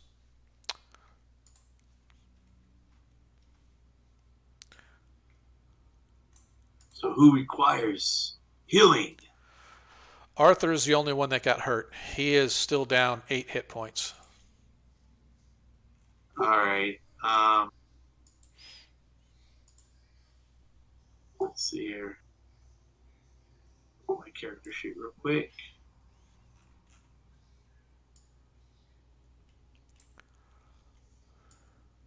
Do you want me to cast a spell, healing spell? I can do lay on hands for 6 hit points. That might be enough. Yeah, I mean, that would leave him 2 down. I think that would be sufficient. Yeah. Oh, wait. No, I'm sorry. He's only 6 down. I'm sorry. He's only 6 down. Okay. Well, that would still waste your spell. Keep that, perhaps. Okay. Or I could give him one of my healing potions. That's up to you guys how you want to do it, but he's only down 6, so if you want to heal him, you can, or if you want to. 6 out of what? He has 8 hit points. His max is 14, so he's down 6. Oh yeah, I'm gonna give him a healing potion. Okay, so go ahead and roll to heal. 2d4 plus 2. 6. Got him exactly back what he needed. Perfect. All right, so you no longer have your healing potion. Everybody else still has 1. Well, Arthur's down 1. You're down 1. You guys find yourselves once again outside in the bushes overlooking this box-like canyon. You can see the caves that you have gone into. Cave D and E. E was where the ogre was. D is where you guys found hobgoblins. I'm sorry, goblins.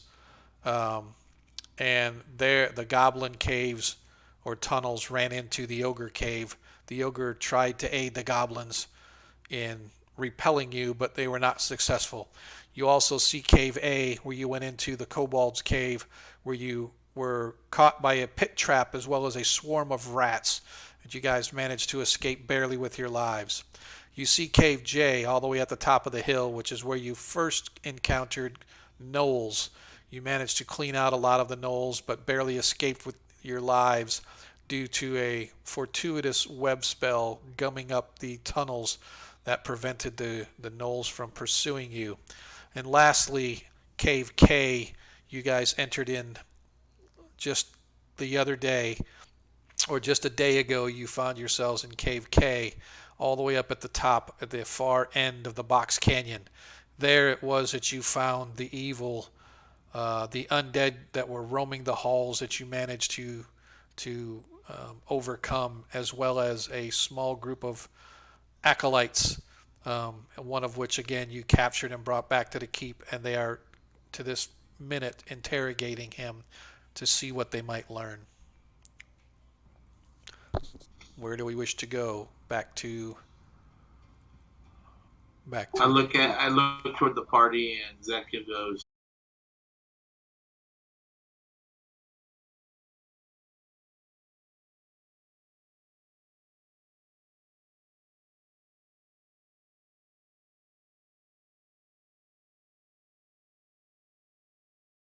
comrades.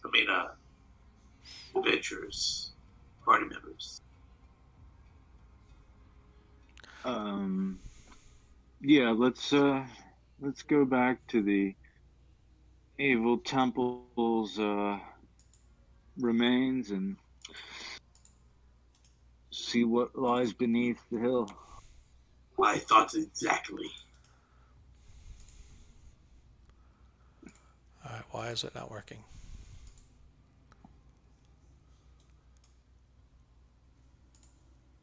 Why is it not removing it from the map like I want him to?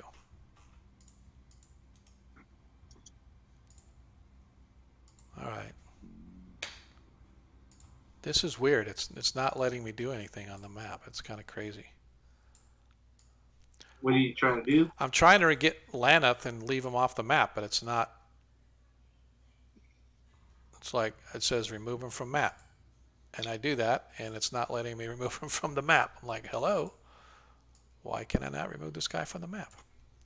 So, that's okay. I'll do this. I'm going to go back to where the bandit attack was. Go to characters. We're going to move Lanath there. And now we'll go back to the map that we want to go to. And now he's gone. There we go. It's weird because usually I just right click, remove him from the map, and it wouldn't let me. So, okay. So, you guys find yourselves once again in the hallways of the temple. So I just want to sort of provide this description again because Zadkiel was not actually here last week. So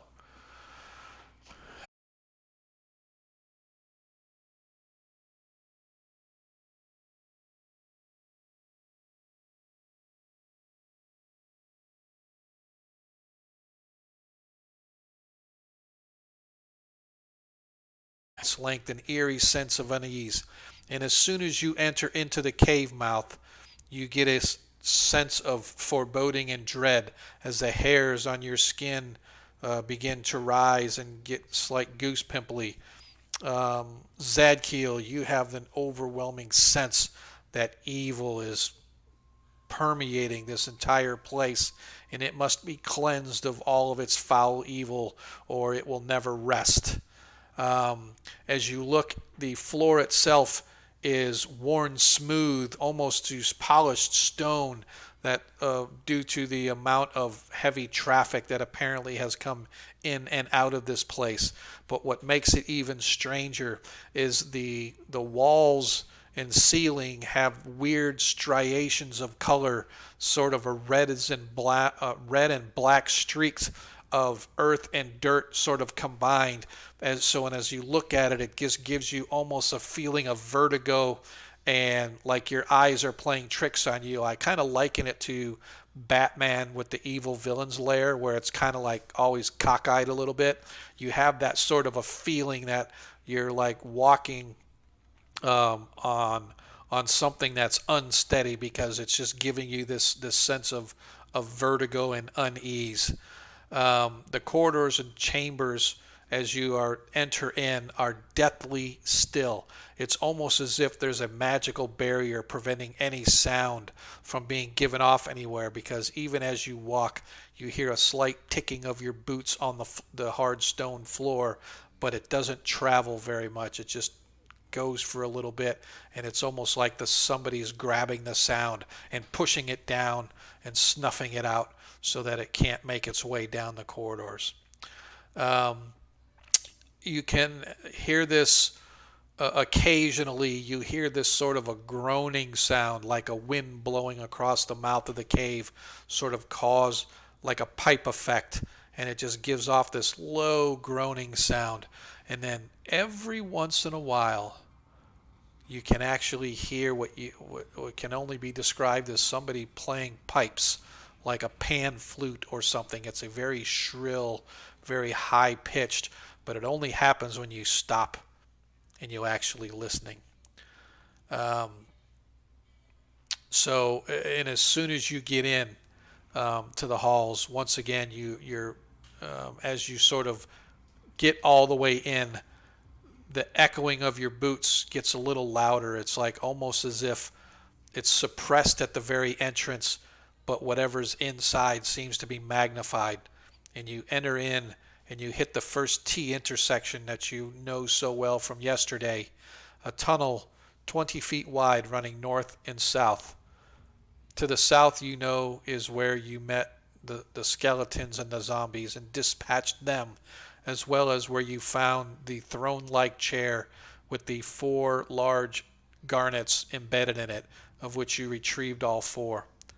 Then you went to the north, and that's sort of where we left last week.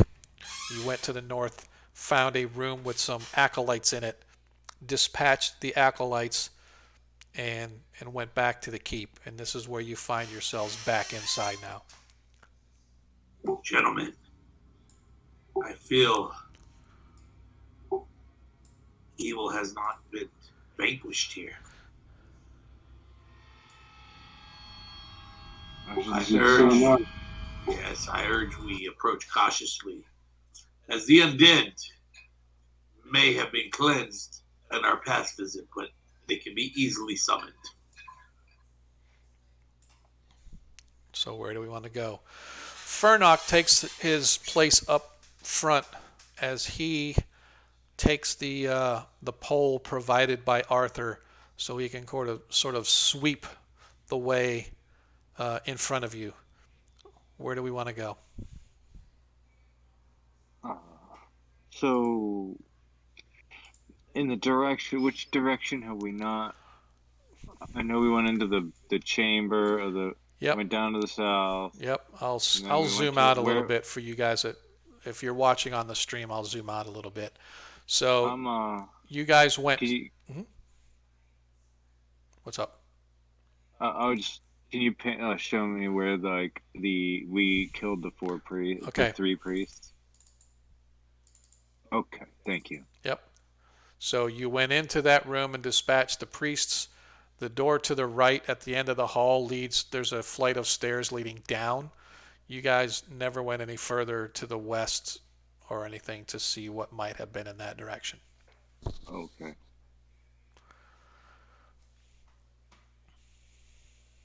What to do? Well, I'm going to suggest, Zach is going to suggest that that we go where we left off last time. Okay. You want to go down the corridor to the west? Okay. Yeah, I mean, I wasn't actually here as a player, but I'm going to assume that wherever we were last time, I'm assuming it wasn't finished, so Zach feels like he wants to finish it and cleanse it because he doesn't like the evil that For sure. in this area. Well, we did everything to the south of this entrance, so if you want to come up here to the sort of intersection with the two doors, and I suggest we go down the corridor to the west, like this way, and explore, or we could go through the door and down the stairs. So, what do you think, Zadkiel? They're both great ideas. Can we like spike the door and like explore the corridor? That way we don't get like attacked from behind or like trapped in. Well, unfortunately, I do not have spikes. Nor I. I have traveled with others who carry them as equipment. Do we happen to have any in the group? Any what? Any like spikes to like spike the door shut? So I know that Arthur had taken some things. I don't know if he got spikes or not, because I know that you guys actually had some from when you were back at at Hamlet. And when you guys went down, I know that he actually had made it a point to buy some pythons and stuff, but I don't know. Let me see if it's got it on his character. I don't think he's got any of his items on his character sheet, which is a shame because I was kind of hoping. No, he doesn't. Let me DM him and see if he's. Yeah. Yeah, he wasn't feeling too good, so. Yeah. So I would say, yeah, you guys have a few pythons because I know that he wanted some so you guys could python open the doors previously. So I was looking for something, and here we are. I needed the map of the caves with the numbers on them and stuff. So cool. I think Zach feels more prone to Cave K because of the religious aspects of it and I'm assuming sensing evil. He really is determined to clear this area and vanquish it and fight it all versus, evil creatures versus this religious cult. So yeah. Right on. Well, I think that's like with the parties, like, I don't think anybody's gonna object to that.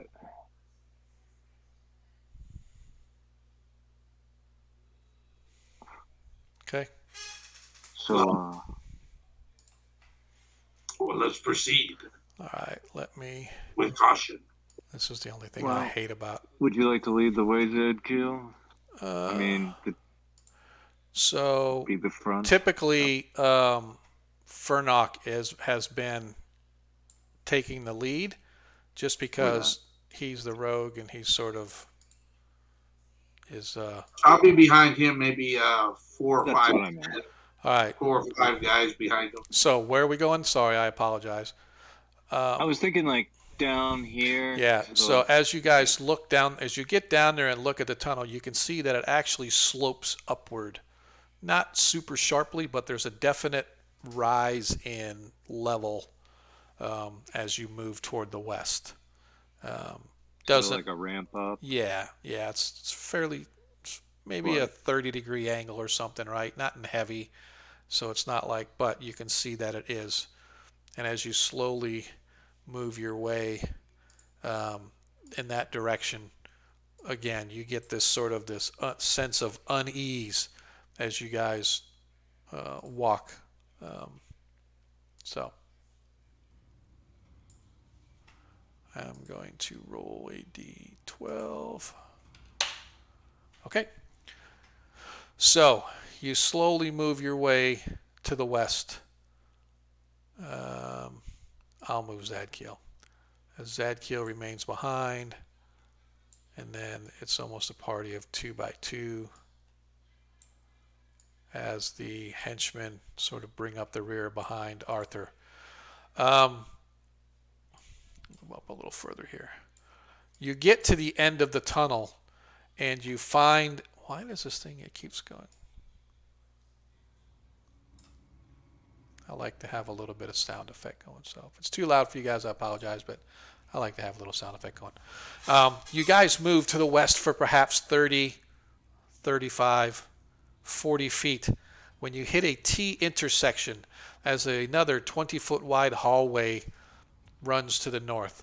To the south, you can see what appears to be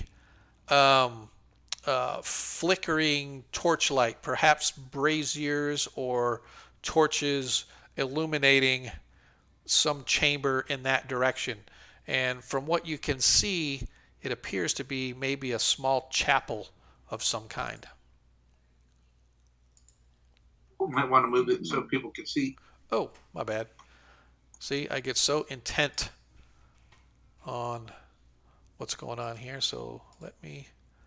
It's like I don't see the two maps combined, so... Okay, let's move. That's okay. That's what we're here to. Yeah, I appreciate that. All right, I'm going to do it this way. Okay. There's a delay looking at the other way, so this way it's... There we go.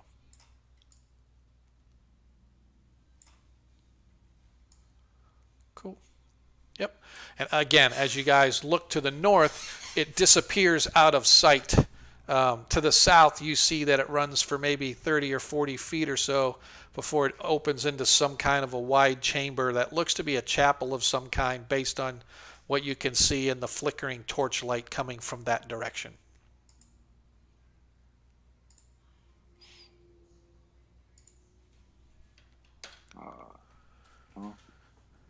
This is an abomination. I shall destroy that altar. Consecrate it.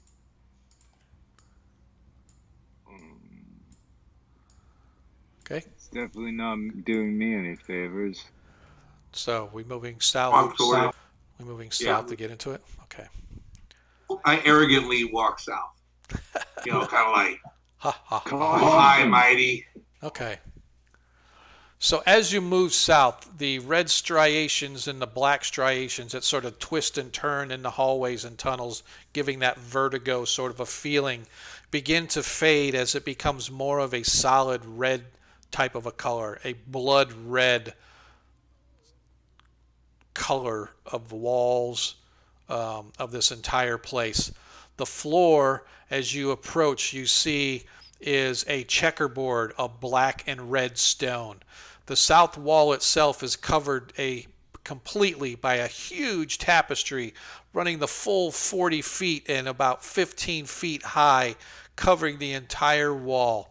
It depicts a black landscape, barren trees, and unidentifiable but horrible black shapes that are actually in silhouette, possibly demons or some creatures of another plane. Each one of them you can see appears to be holding what is some sort of a human or a humanoid figure, looking as if they're about to devour the struggling creature that they've got in their hands. You can see the tapestry itself. Additionally, the sky of whatever this depiction is a grayish color, torn by wisps of purpley black clouds and a bloody moon with a skull-like face as it leers down upon the scene. The room itself looks to be supported by 4 black pillars, which the ceiling itself is actually arched up to 20 some odd feet above the walls themselves go up about 15 feet, and then the ceiling itself arches for another 10, for a total of 25-foot arched ceiling. Between the columns, just as in front of the tapestry, is a stone altar of red-veined black rock, rough-hewn and stained brown with what can only be, in your eyes, dried blood. You can see that sitting upon this altar are 4 bronze vessels, what looks to be a shallow bowl, a pair of goblets, a ewer, and a vase-shaped pitcher. All of these also appear to be blood-stained, but to your trained eye are probably worth a pretty penny. I'm going to move everybody down into the chapel itself, just so we know where we're at and what we're doing. As I'm wielding my shield as we're walking closer, with my other hand, I pull out my holy symbol. Okay. And I start praying and saying, Cuthbert, and as I'm walking toward the altar, kind of leading my holy symbols as the necklace that I wear, right. I guess, Right. around my neck. Okay.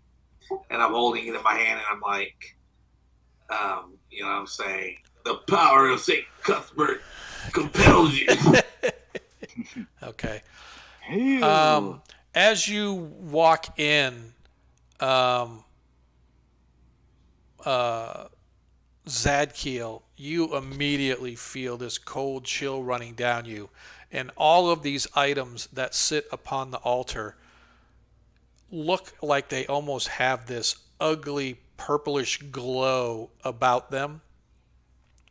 As you realize that they are so infused with the evil of this place that they are obviously some sort of holy items for an unholy items for the priest that wields them. However, nothing else is in the room. You don't see anybody, although this place looks like it is well used. I look at Adir and Zadkiel says, and what does your God say about these? My God would not care if these objects were destroyed.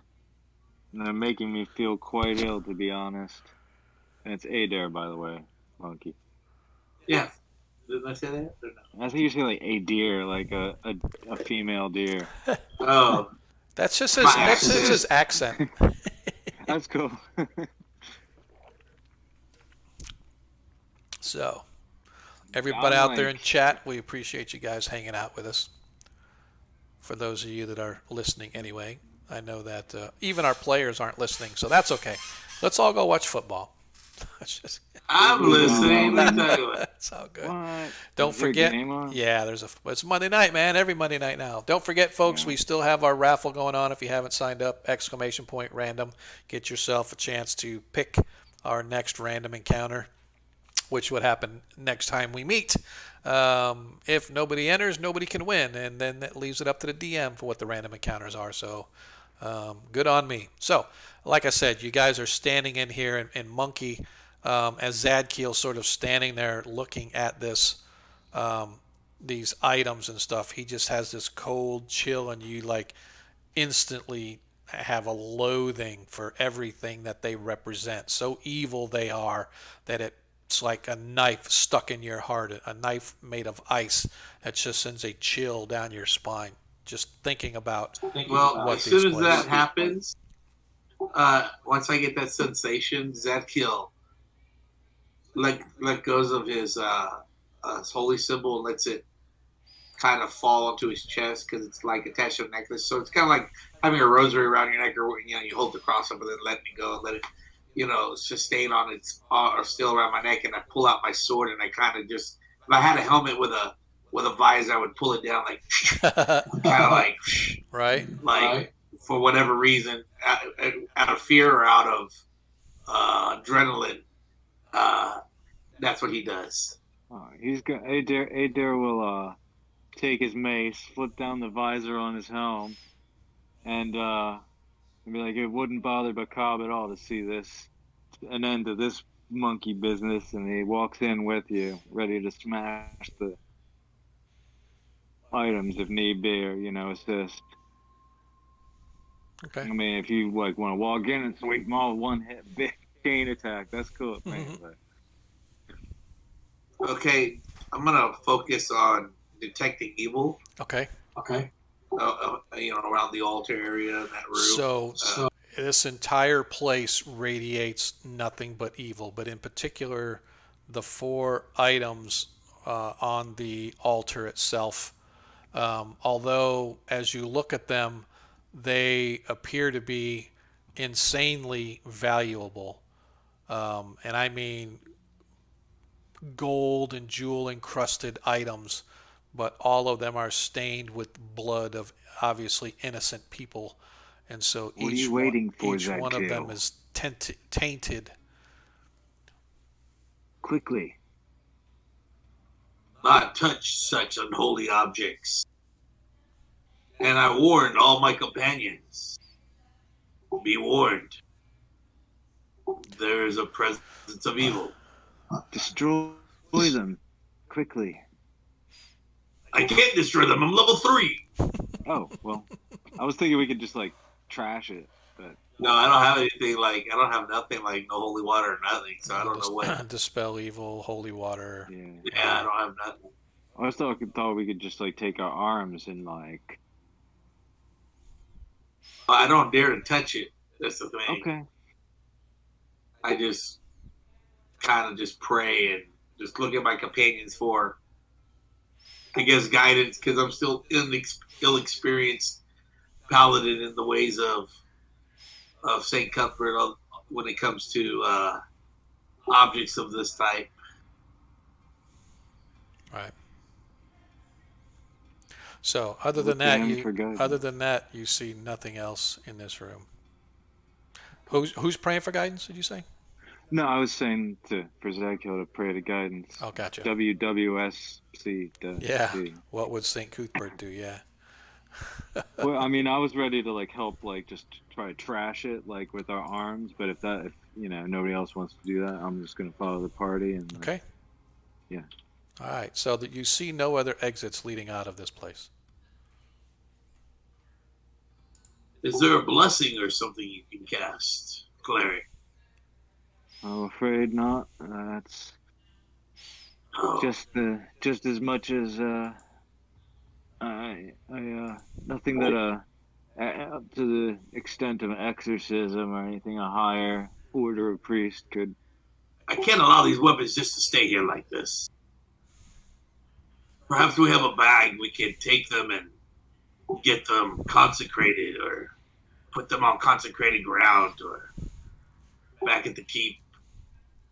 I fear what poor soul might wander onto these items and maybe possess them, or I don't know what the abilities might be or what it can do, but Zagtail's kind of like concerned, like having a loaded gun with babies walking around, Right. Right. Yeah. No, I'm just trying to think of a way to destroy them, like myself, but. Perhaps we could take them back to the keep with the more powerful of the clergy might be able to aid us in destroying these items. I agree with you. But I, for one, do not wish to touch them in any way, shape, or form, nor carry them. So I leave that to you, priestly warrior. If anyone. All right. Yeah. I need a bag. So anybody have a bag? Yes. So Arthur has a couple of small sacks as he hands them to you. Sacks are large enough to put all four of these items in. Again, what you actually find, there are basically four vessels, appear to be carved out of bronze, but they're jewel encrusted and they're apparently look to be very valuable. All of them are blood stained. You see, like I said, there's a pair of goblets, a small bowl, and a ewer, which is basically a vase-shaped pitcher, right? So each of these items appears to be extremely well manufactured and made. They just happen to be tainted with incredible evil and stained with blood. But if you so desire, you can pick them up and put them in your bag.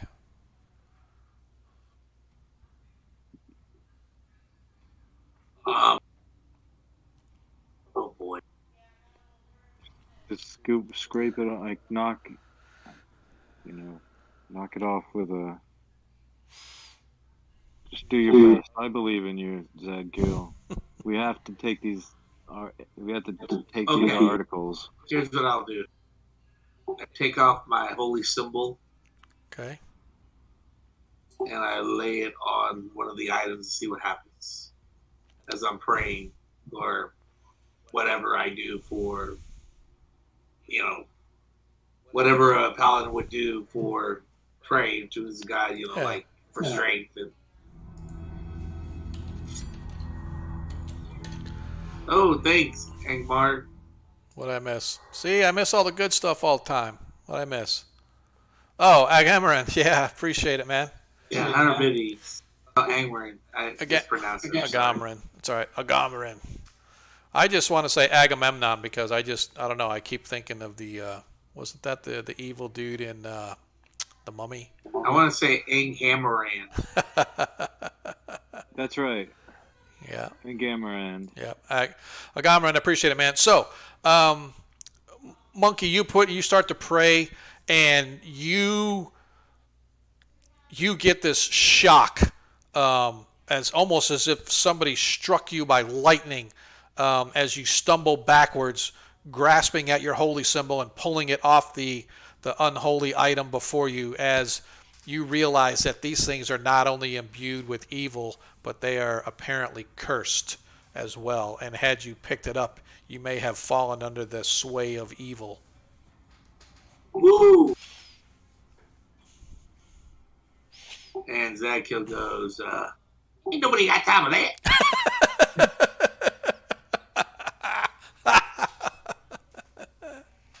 No, he goes, after that experience, he tells his companions, he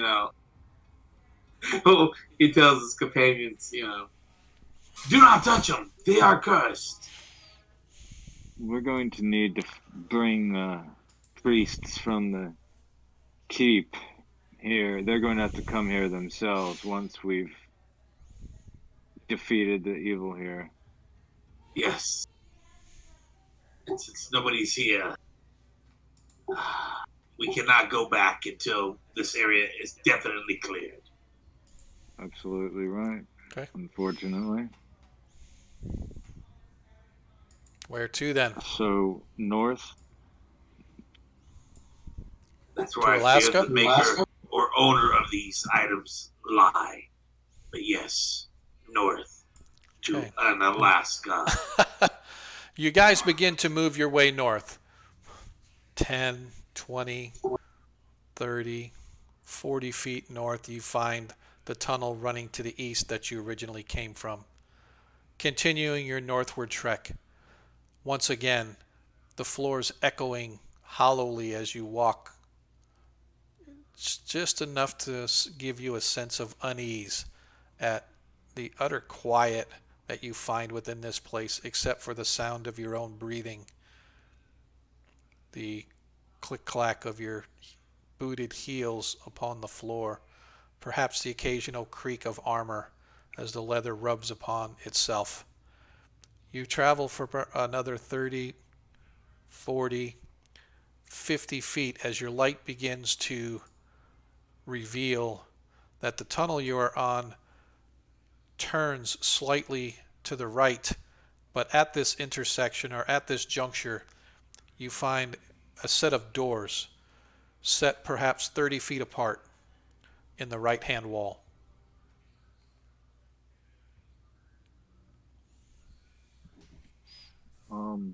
Feinok, what's his name? Feinok? Fernok. Fernok, have a listen at that door, would you? Be a good chap. Okie doke. As Fernok moves up to the first door, puts his ear takes a listen.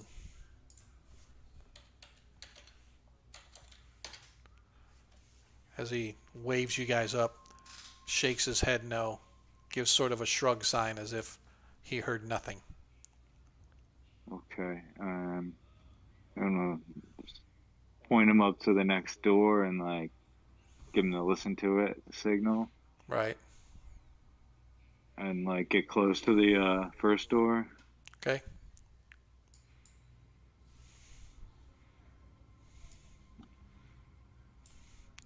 Move everybody up there. I will fix the map for the stream in just a second as soon as I move everybody up there. Okay. And let's see. Oops, that's not the one I want. Let's go here. Oh, we're good. Let me bring it down just a little so the people in the stream can see. Okay. So, you're standing at the door. He hears nothing coming from that side. The two henchmen Try to get him to. will come on this side, and on this side, Valorius will stand as Furnock gets out of the way behind you, leaving. Oh, I wanted him to like go up to the listen at the second door. Oh, I apologize. I apologize. No, I heard you fine. say listening. For some reason, I was thinking you were saying you were going to listen. My apologies. Oh, shoot. I'm going to have to double check. I guess, once again, I am unprepared. Let me grab his. I'm chilling. So I'm that's getting, good. yeah, I'm getting his, getting his character sheet right now. His listen at doors. Where is it? Where is it?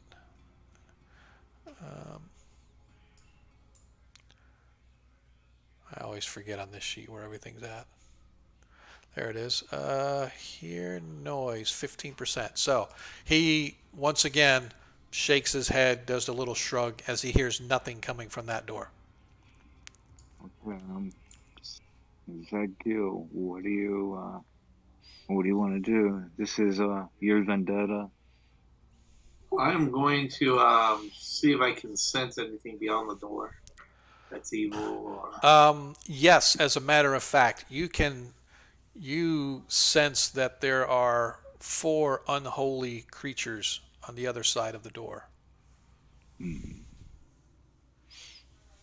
What's wrong? I sense 4 unholy creatures on the other side of this door. What?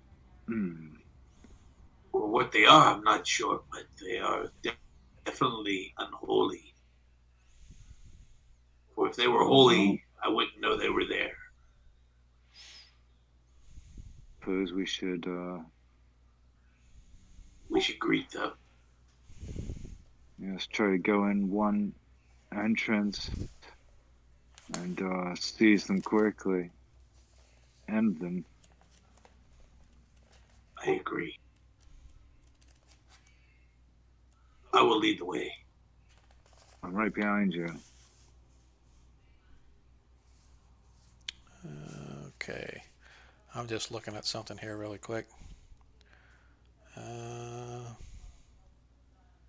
These doors are like made out of what exactly? I'm sorry. They're solid oak doors, heavily banded, so they're in very good shape. They look to be relatively new as well.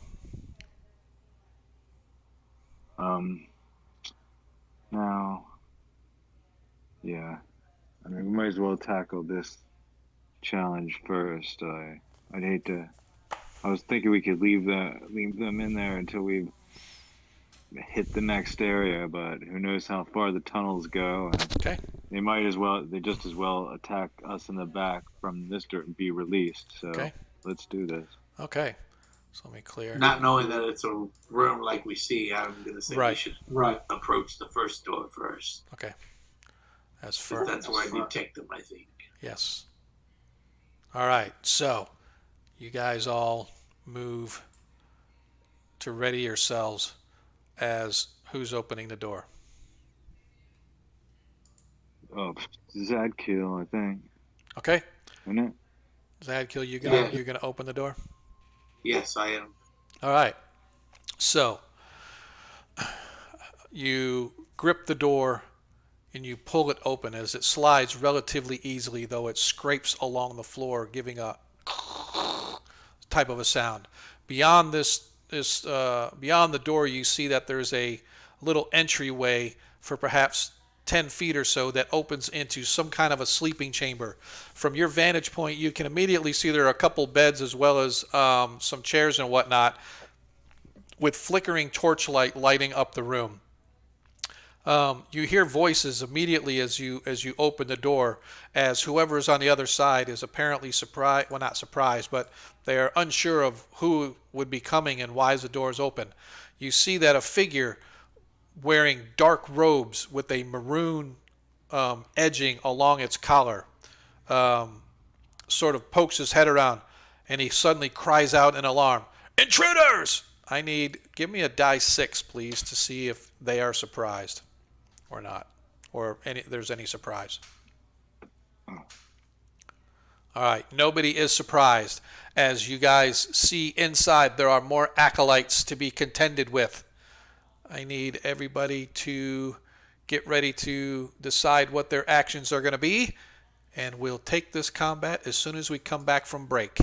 We appreciate everybody that was sort of hanging out with us. Hey!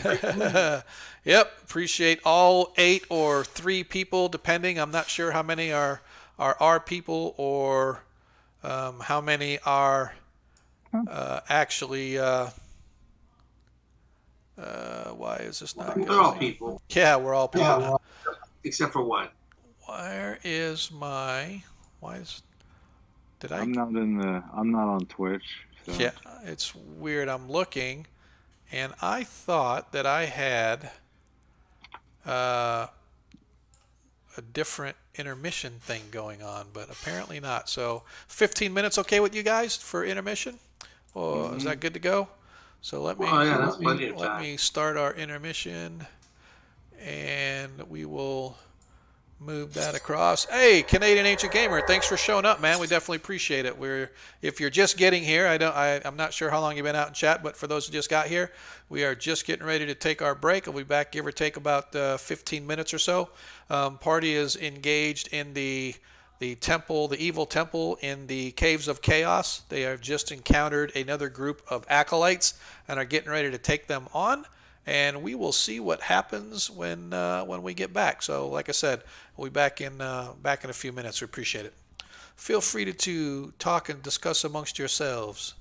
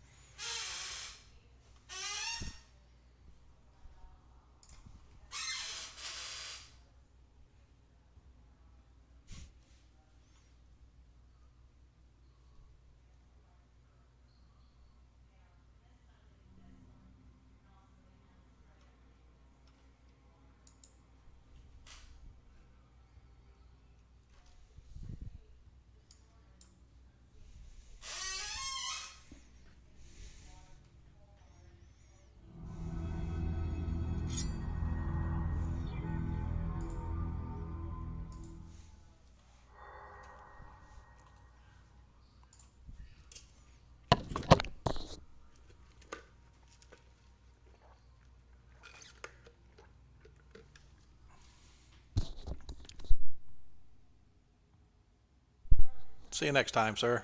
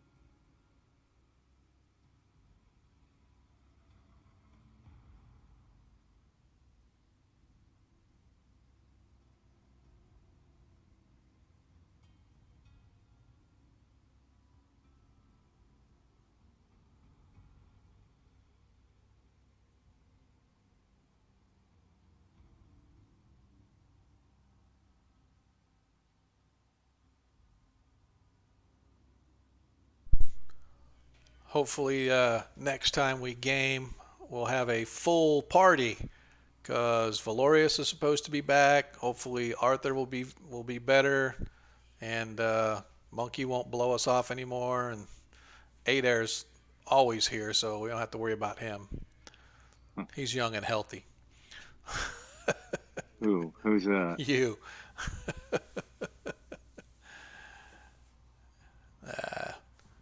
I gotta go get something to drink here real quick. But I was just kind of happy I was able to make it. I almost barely couldn't, but you know what, dude? I never worry about it. If you can make it, you can make it. If you can't, I understand that stuff happens. But I don't get me wrong. I definitely appreciate that you did, because it's like I've said before. I really dislike having to play the NPC of the party, especially with somebody like Arthur, because he's got his henchmen. So yeah, that's kind of. I'm going to get this here set up real quick.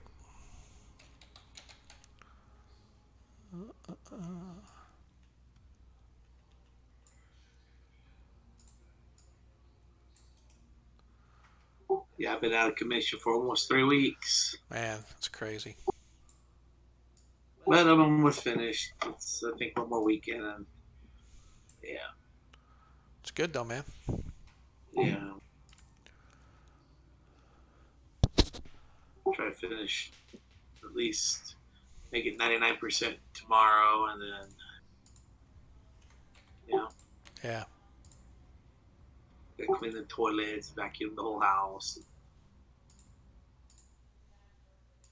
I just How do cleaned you up. see things? Oh, no, I like cleaned up like 25 years worth of like just trash and everything. I just went to the dump today. Like everything's clean. Like I mean, it wasn't like it was like one truck, pickup truck, but it was just a bunch of old plugs and stuff I didn't get around to throwing out, and just feel like unburdened. Like it's funny, just happen to do the same sort of thing, too.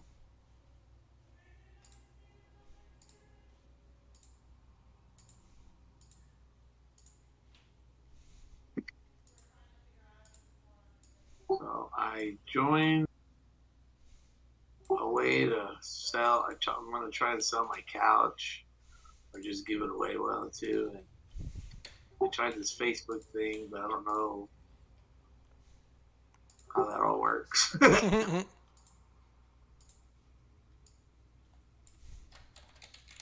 kind of in a rush.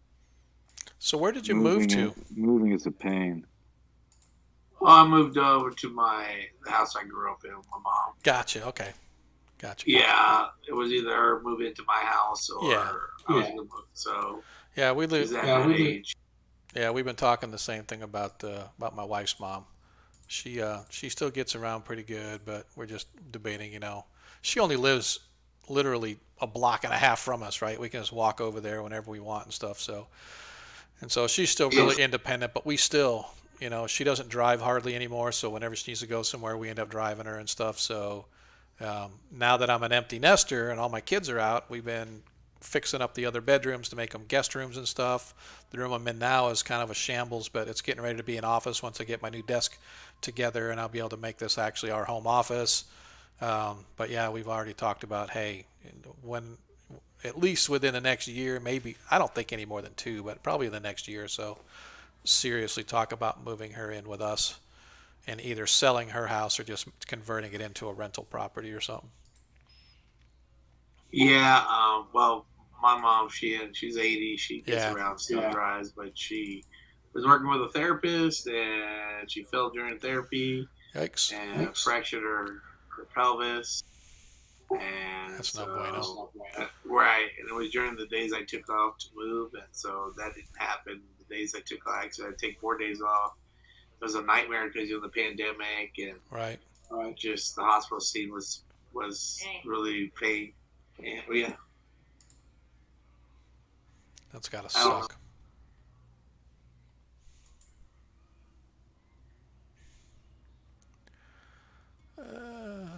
Yeah, but I'm sorry about that. My sister, No, we're good. she's living with us too. But Totally okay. but yeah, and she fell during therapy and all that craziness, and she just got out last week, and so my other sister came to stay with us for a week of FMLA, and I was thinking about taking it, but then I got sick. I'm doing all my own moving, so I moved everything, and I ended up pulling 2 muscles in my back. Not pulling them, but make them inflamed, and so I had to get some painkillers, and so I took 2 days off of that, and then I got sinus infection, took 4 days off for that, and trying to juggle all these. But yeah, I'm just gonna sell my house because I couldn't argue with the numbers. Right. It was like it's a win-win. So yeah, so I'm almost settled in here.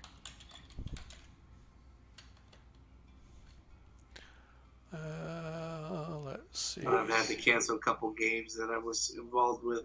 Not cancel, but like I did with you on Monday, I couldn't show up. Yeah. I didn't have the time, and my computer broke it down.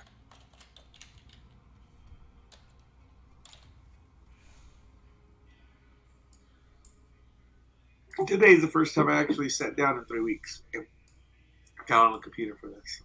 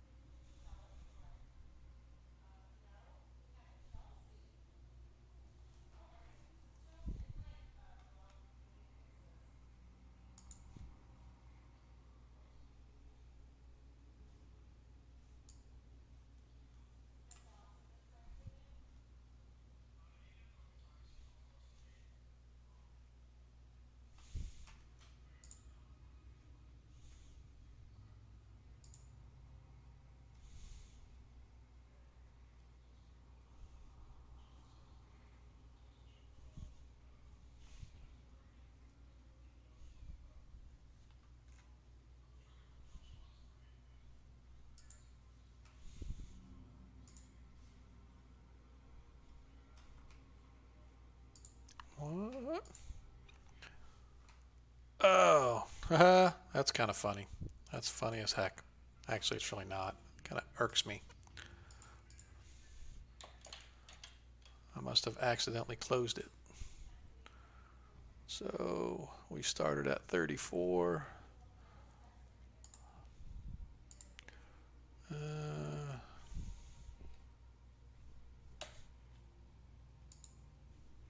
It's kind of funny.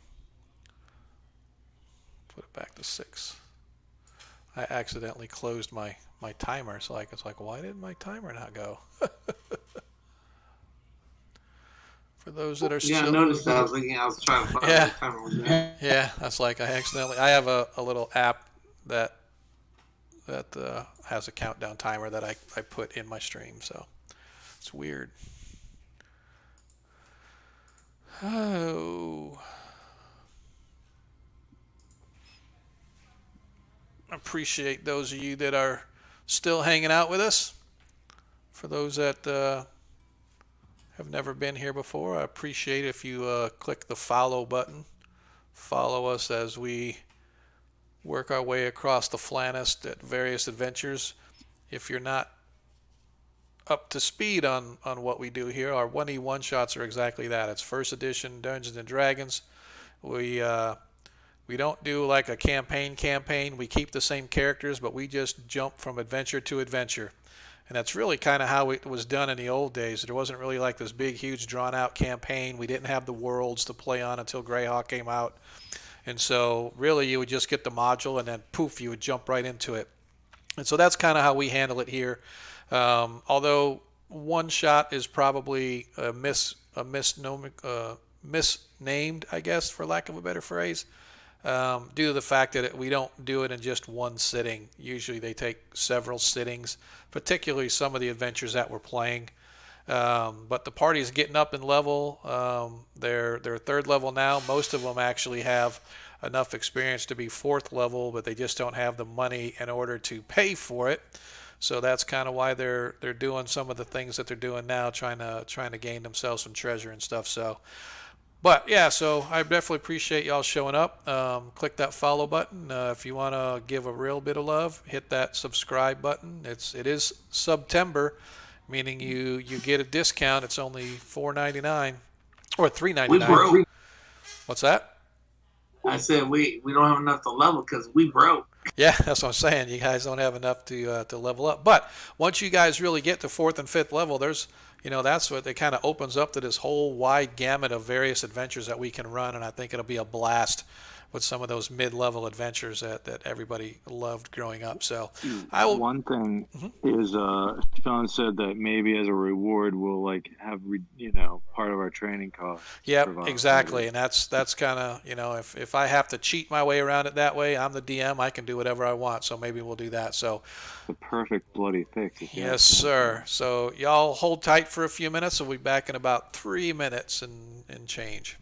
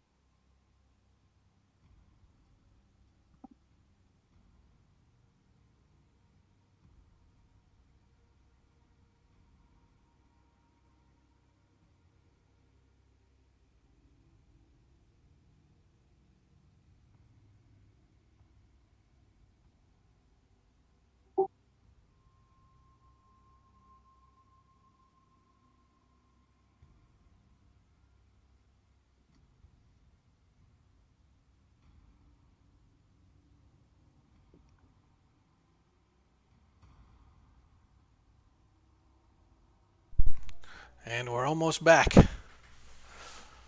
Slowly. We will be back in 25, 24, 23. Countdown with me. There's like a 12-second delay, 10-second delay between what I'm looking at on the stream and what I'm showing on OBS. It's crazy. So I had to make sure that I had money left in my bank account in order to, because I gave out a couple of subscriptions to folks. And we're back. Thank you everybody for bearing with us for that little break. Typically we like to do it a little over halfway through the session every week, and that is kind of where I'm trying to stick to it. So how did that map, there it is. It's like, why did that show up? Oh, well, where is my map? So when last we left, for those that weren't here, which I don't think anybody's come in since we went on break, the party is investigating the caves of chaos, and they have stumbled upon what they believe to be the beginnings of an evil temple and an evil cult with evil priests everywhere. And lo and behold, as they were investigating, they opened up a door and have stumbled across a group of acolytes of some kind. These acolytes, similar to the last acolytes they met, they are wearing these black robes. The only difference is the color of the edging on their hooded cowls. These are sort of a maroon type of a color on their black robes. Additionally, you can see as you look at these priests, let me actually get, you can see that they all wear a heavy armor underneath their robes. You can see that they have their waistbands are bound by copper chain with some clasps that are shaped almost like a skull. So where the two pieces fit together on the belt, it's almost like a clasp of a skull shape of some kind. But it's like I said, it's a copper chain that's sort of wrapped about their waist. As you guys sort of open the door, they scream out, "Intruders!" and we launch ourselves into combat. So first things first, let's talk about our actions. Adair. I'm sorry, do any of them look like more senior? Are they all like about the same? No, they all look about the same. Okay, I'm gonna use my last hold person spell to try to Okay. do the bottom two and then the one on the east. Okay, gotcha. Arthur is going to just hold back unless he is needed, because right now he's got like a couple of spell slots left, but he doesn't want to use them. He'd rather try to preserve them for any of the higher ups or whatever the case may be. Stefan and Jeremiah are going to go in with their swords. Laneth is currently out of this. Valorius as well is going to use his bastard sword. And Zadkiel, what about you, sir? I am going to be using my sword and rushing into the first guy. All right. Cool. So let us then, we already rolled for surprise. There was no surprise for anybody. So now let me clear the chat and as we begin our combat, and let's roll initiative. I rolled a 1. Yay me.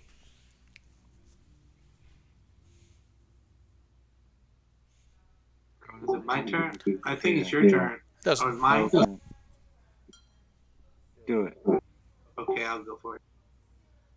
You rolled a 5. Party goes first. Adair, go ahead and cast your hold person. They have to save versus magic. Let me find out which. You said the first two closest, and then the one on the far east. Uh-huh. All right. They need a 15 or better to save with their hold person. 16, first one right by the door, saves. Next one in the middle of the room. A 1. He fails. And so 1 passed, 2 failed. Let me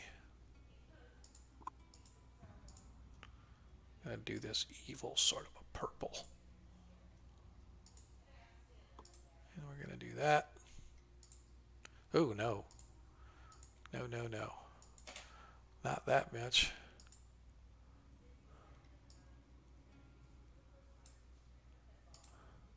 Yeah, that's better. There we go. He failed. And this one failed.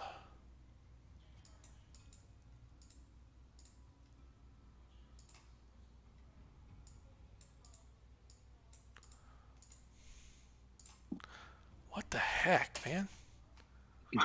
It went, I want it to be 5 feet, and it goes up to 120 feet. I held the whole damn world. Yeah, you did.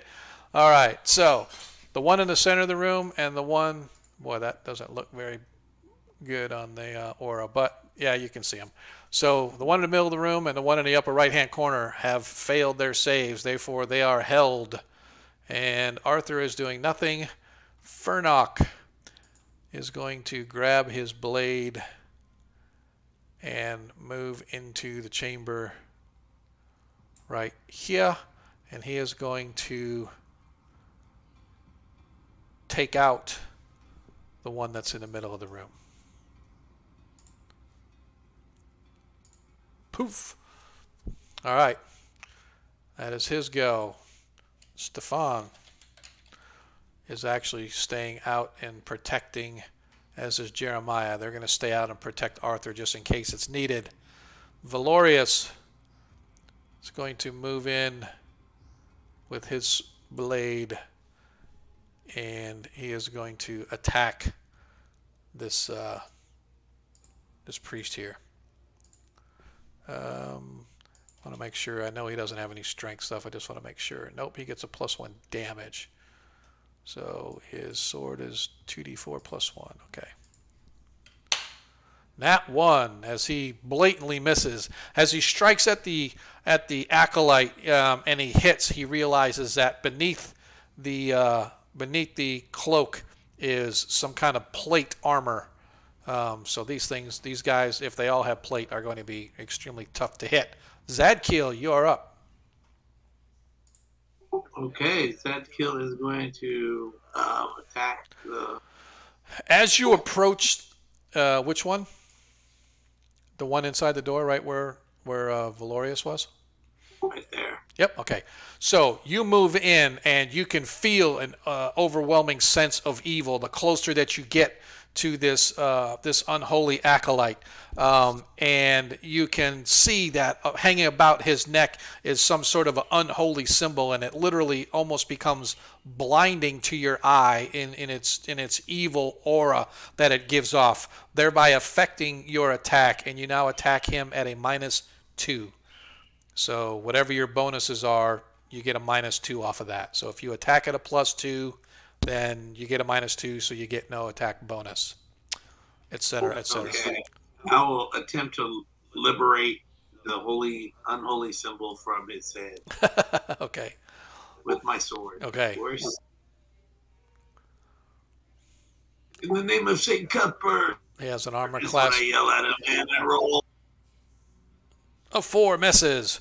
As you come up and you strike, your arm or your blade glances off of his shoulder, which normally would have sliced a man to ribbons right there, nearly taking off his arm. Should we use the D20, nat 20? You can. It's totally up to you if you want to. You still have a nat 20 available. I think we should. Want to do take the nat 20 now instead of taking the 4 on the miss, Zadkiel? I would save it. Okay then. Okay. Yeah, I would. Yeah, it's totally up to you guys. You do have one available if you want to use it. So. Cool. All right. I think that's everybody in your group. Is that correct? I believe so. Yep, it is.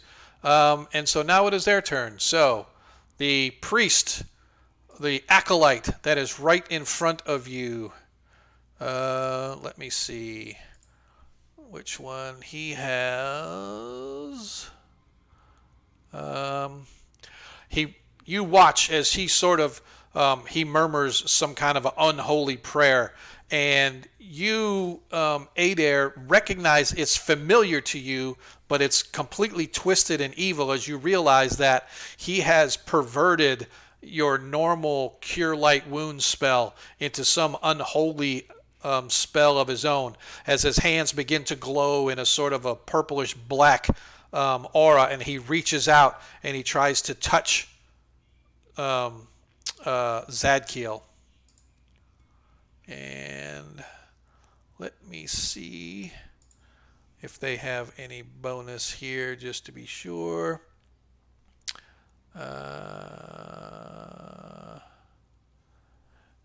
Nope, no bonus, so it's just a nat 20. So he rolls a 2 as his hand just barely goes to graze you, but you feel almost like a resisting force of Cuthbert's holiness sort of pushes the unholy attack at bay as the spell fizzles and does no damage to you. On the other hand, the lone remaining one that is still, let's see what weapons he has really quick here. As he has a mace as he moves down to attack Fernok. 6 swings, but Fernok easily deflects the blow, bringing us back to the top of the order. State our actions. Adair? I'm going to cast Command Die on the one that just cast the spell. Okay. All right, Command Arthur once again. Although he's moving up to the door, he is not going to do anything, as his 2 comrades are going to be there ready to rush in and aid as necessary. Fernok, once again, is going to attack with his sword. Stefan and Jeremiah are waiting as well. Laneth not there. Valorius with his sword. Zadkiel, anything different that you wish to do? Just liberating souls from bodies. Okay.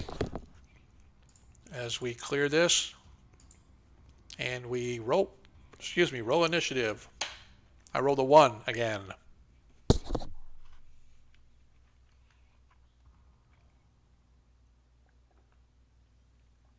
Monkey time. Monkey time. Okay.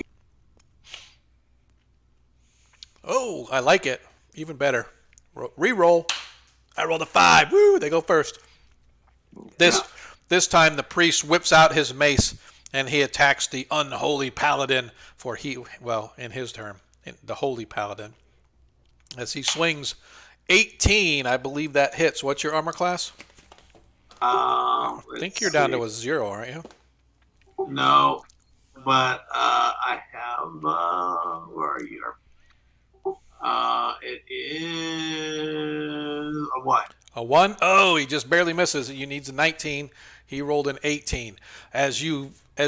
The speed with which he swings almost catches you off guard, but you manage to raise your shield, deflecting the blow away as he snarls in frustration as he misses, as the second one attacks Fernok and easily misses Fernok. And we are now Adair. You're casting Command Die on the cleric that is in front of Zadkiel and Valorius. Is that correct? Yes. Okay, they need a... So he doesn't get a save if his intelligence is under 13. Let me see if it has it in here, what it is. It doesn't show what it is, so I am going to roll.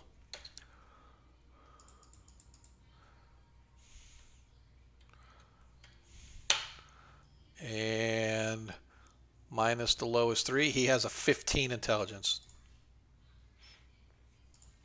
I rolled 46, dropped the low is a 3, so he does get a save because he has Method a 15. 1. What? I said method 1. That's how I roll all our characters. All right. Did he roll a save? Did you Not roll yet. already? Not yet. I'm rolling it right now. 18. He saves. Mm. As you watch the spell sort of hit him, and then he just looks at you, snarls, and smiles a wicked smile as if he feels invincible to your archaic means of attacking him. As Fernok attacks with his sword. A 10 misses the priest as the armor. Let's see. Valorius will swing at the one with his blade as well. 10 misses. And Zadkiel, you're up, sir. Zadkiel will attempt to once again Separate. separate evil from flesh. Okie doke.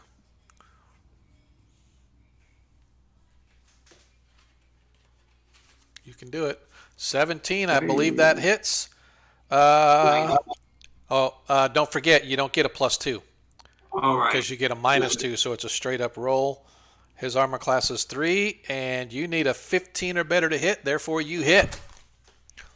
Yes. I hit. You do get your strength bonus, though. I mean, for damage-wise. 8. Ooh, 11. 11 total. I think. Let me see. Do I have +3 damage? Yeah, 11. As you manage to liberate the head from the body, as your blade comes up, as Lords of Lord. Valorius distracts him, and he sort of swings his blade to deflect Valorius's blow, leaving himself wide open as your blade comes down on top of him, severing his head, and you watch it sort of roll along the floor, coming to a stop at Fernok's feet.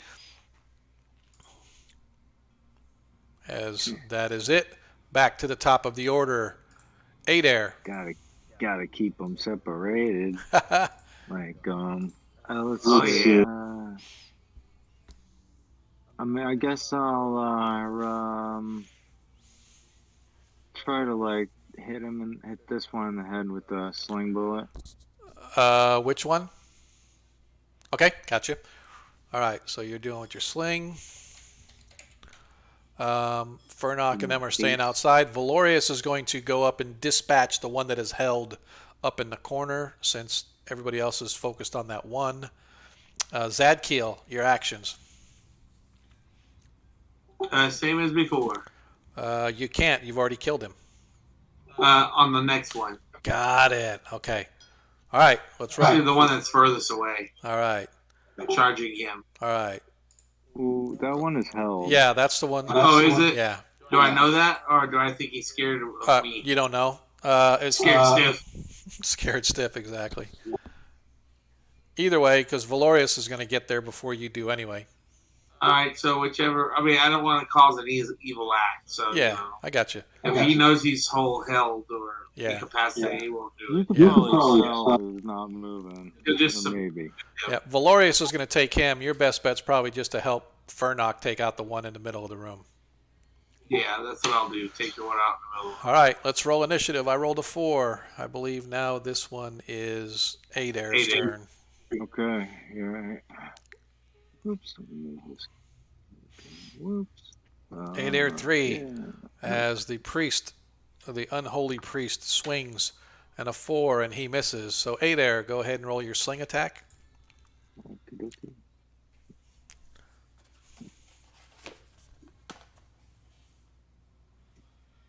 And like a 9 with my bonus. Oh, Missed. you need a 17. Yep. All right. Valorius moves across the room and dispatches that priest. Everybody else is good. Okay, Zadkiel. Oh, sorry, I got to do Fernok's attack. Fernok attacks. 2 misses. All right, go ahead and move yourself up and attack Sir Paladin. Ooh.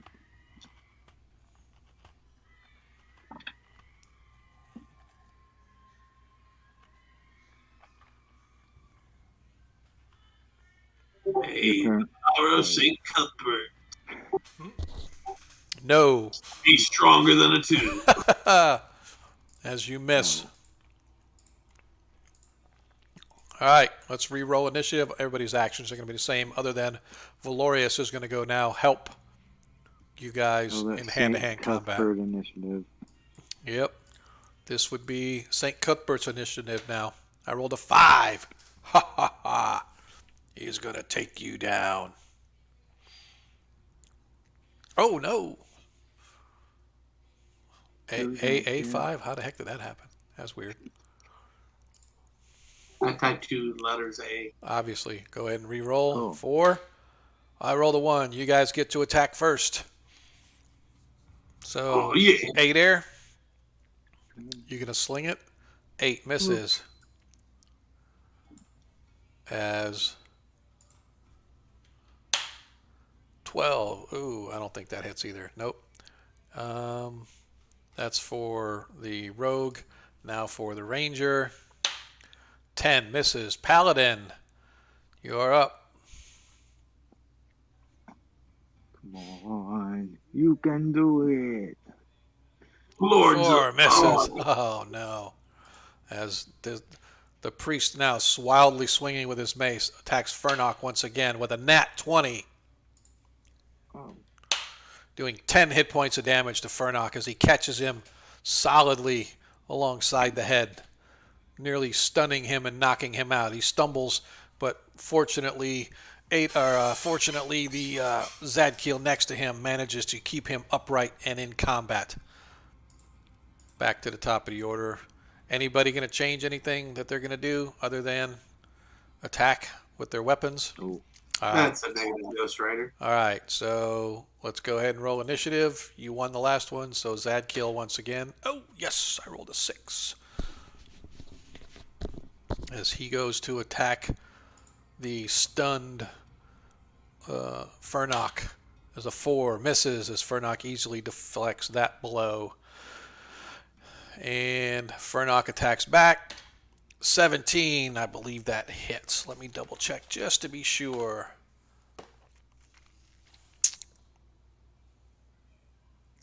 Oh, no, you're kidding me.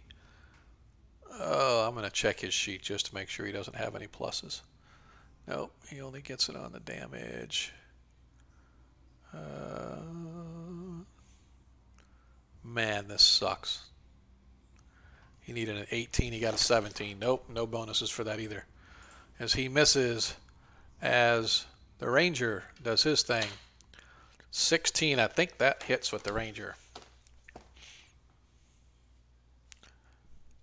Damn it, he needed a 7. No, take it back. He did hit. 13, level 3, 15 hits with the bastard sword. 2d4 plus, what was that again? I think it's 2d4 plus 1. Yeah, 2d4 plus 1. 6 hit points of damage. Severely wounding him with the blade, but not taking him down. It is now Zadkiel's turn. Take him out. You can do it. Wishful thinking. But he will try. The power of St. Cuthbert compels you. As he swings. 16 hits. May your soul be at rest. I think it's 1-8, right? Yep. 9 points. As you manage to finally take down the unholy creature that is the acolyte of evil, and you guys find yourself in what appears to be a bedchamber of some kind. There are 4 beds in here. You can see that there's obviously sitting furniture like chairs and a table. There are various books and parchment papers and stuff sort of spread out everywhere. Footlockers look to be holding some clothing of some kind or whatever. But yeah, other than that, you guys don't see much in the room.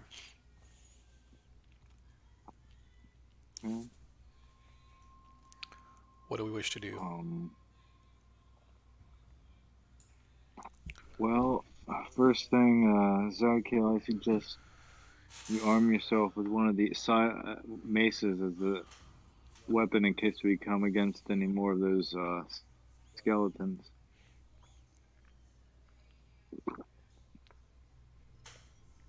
Yes. Sorry, somebody wants to buy my piece of my couch on Facebook. I just posted it. Hey, you can buy it when we're done.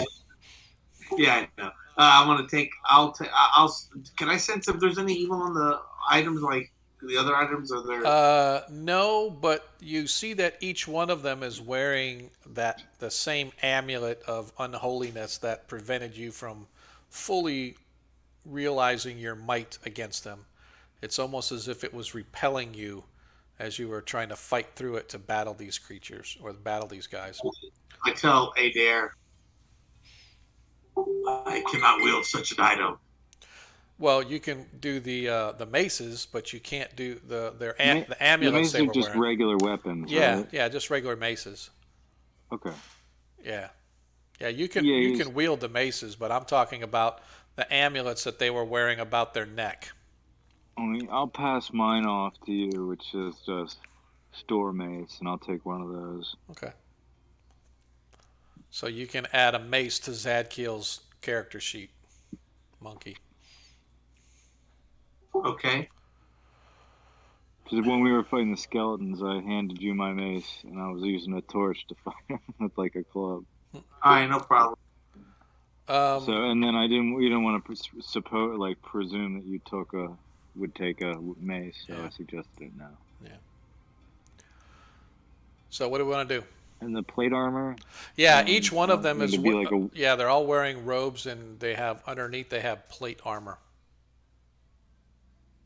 Could we unstrap it and put it in our packs It would be fairly heavy and very, very, very bulky to pack plate armor in a try pack. to get it on the way out then. Yeah. You can take your armor off and put it on. Yeah, would that be possible? Yeah, it takes probably 10 or 15 minutes to change out armor if you wanted to do that. Yeah, I'll take a suit. Okay. So you're going to swap out your... Yeah, I'll give my bandit mail one of... does somebody in the party probably want it? Yeah. No, the ranger... he's sticking with his armor. However, the two henchmen, the two hirelings that Arthur's got, they'll be more than happy to take because they've got chain on now. They'll be happy to take plate. That's what I was thinking. Okay. Also. All right. So yeah. So it takes you guys about 30 minutes or so to help each other swap out your armor. But in the end, each one of you now has plate mail, which is a base armor class 3. Additionally, you guys find that each one of the clerics has 20 gold, so you get a total of 80 gold, as well as a total of 20 platinum pieces. Additionally, you guys see that all of the dishware. What were you going to say, Monkey? Are we writing that in the channel? What's that? Are we writing what you said? Yeah, well, I'm not putting it in a channel. I've got it in my little document here, but I'll put everything out in the channel when we're done. But I'm writing everything down, yeah. Cool. All right. Yes. What's up? Yes, I'm okay. Okay. So additionally, as you guys were looking around, you find that the dishware that they had is all made of copper, very finely crafted copper at that. So should you take that, you figure you could probably get some good coin for it. I'm gonna, pack that up and along with Arthur and his men. What's that? Sorry. Unless okay. Yeah, that's fine. Some other things that you guys find are, as you look through the papers, you realize that they're basically notes and things that a priest of any religion might do, but all of it has to do with evil and unholy things, right? So all these documents you see are all basically their thesis writings and their scribblings and their notes taking about everything that has to do with unholy and evil followers of some nameless god. Um, so that's what basically all these books and papers that are sort of spread out on the table are. Okay, we should destroy these once we've I'm sure we'll get more backup to like totally like burn this place out once we've finished. But what do you think, Q?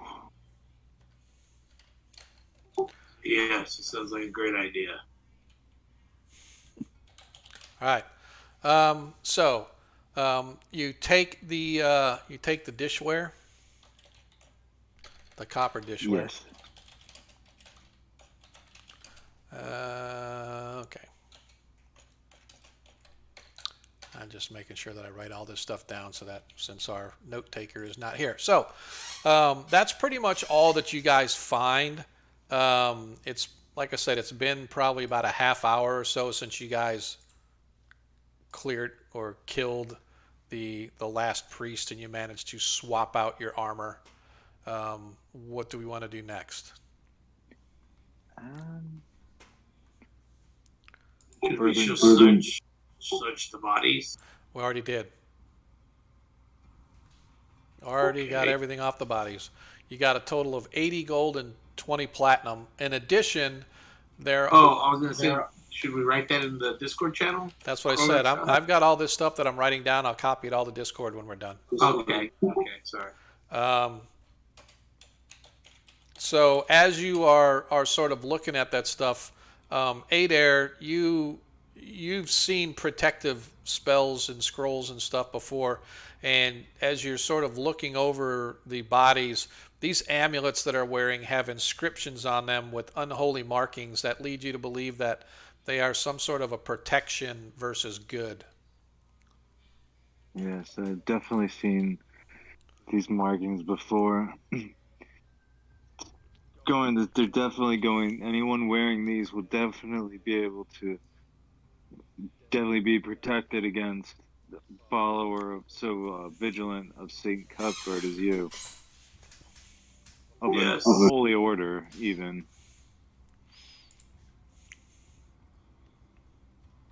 So, I agree. So, like I said, it takes you guys probably about a half hour, 45 minutes to go through all of this and clean it out. As the time is ticking, you get this uneasy sense that time is of the essence. Like you guys are sort of standing there, indecisive on what we're going to do. We'll continue to the north, naturally. Okay. With our scout ahead and in sort of battle formation. Okay.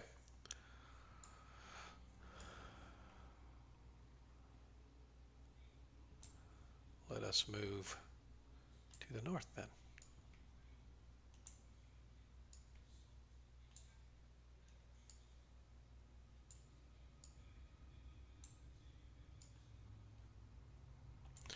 You guys continue to move your way north.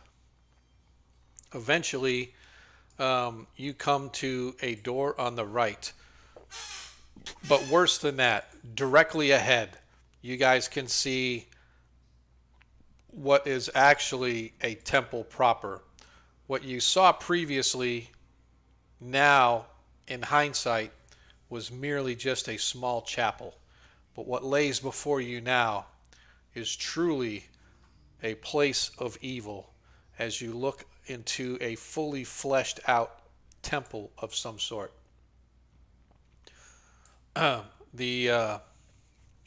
This huge area has an arched ceiling. You can see that it raises easily 30 or more feet in height because it goes into darkness out of torchlight. The floor itself is of a very highly polished black stone with swirling patterns of red veins running through without it. Very similar to the pattern of striations that you've been dealing with as you walk through this entire place. The walls being black and red striations. The um, the uh, the walls behind the draperies, which in fact cover almost everything, but you can see behind the walls themselves are of a polished black stone. Um, if you're listening to the stream, you need to mute it there because whenever I talk, if you guys like go to talk, I hear the feedback coming through my headset. Um, the walls behind the draperies and the ceiling as well look to be of a dull, well, you can't really see the ceiling, but still, are of a dull black, while the west wall, which is the far wall across the room, is of a translucent red stone, which looks to be seemingly one piece of stone. The entire wall, 40 feet left and right, 30 feet high, appears to be like one solid, translucent kind of a red stone, and it's polished to a mirror-like smoothness. A great bell of black iron stands near the entrance where you are, with a pair of mallets set beside it as supports. To the south are several long benches or pews. There are 3 stone altars to the west. The northern one is of pure black, the middle is a red and black, and the last is of red. So as you can see here in the main chamber, you can see the three altars. There's one here, and one here. Like I said, the one up on the north is solid black. The one in the middle is sort of a middle black, and the one on the bottom is basically red with a little bit of black fleck. This right here is the gong I spoke of. So right here is this large gong with 2 large mallets standing up against it. Um, let's see. The western end of the temple area is a dais of black stone with 4 lesser chairs on it. Its lower tier, let's try this again. The At the western end of the temple area is a dais of black stone with 4 lesser chairs on its lower tier and a great throne on the main tier. The chairs all to be made of bone. The ivory throne itself is set with gold and adorned with gems of red and black, too numerous to count from where you're at here. The signs and sigils upon these seats you can see are of pure chaos and evil. The other walls are all covered by draperies of deep purple embroidered with symbols and evil sayings done in scarlet and gold and black thread. As soon as you guys sort of approach this area, oops, wrong one. Let's try this again. As soon as you guys approach the entry area, there are 8 large candelabras filled with candles about the room that suddenly poof, burst into flame, lighting up the entire area.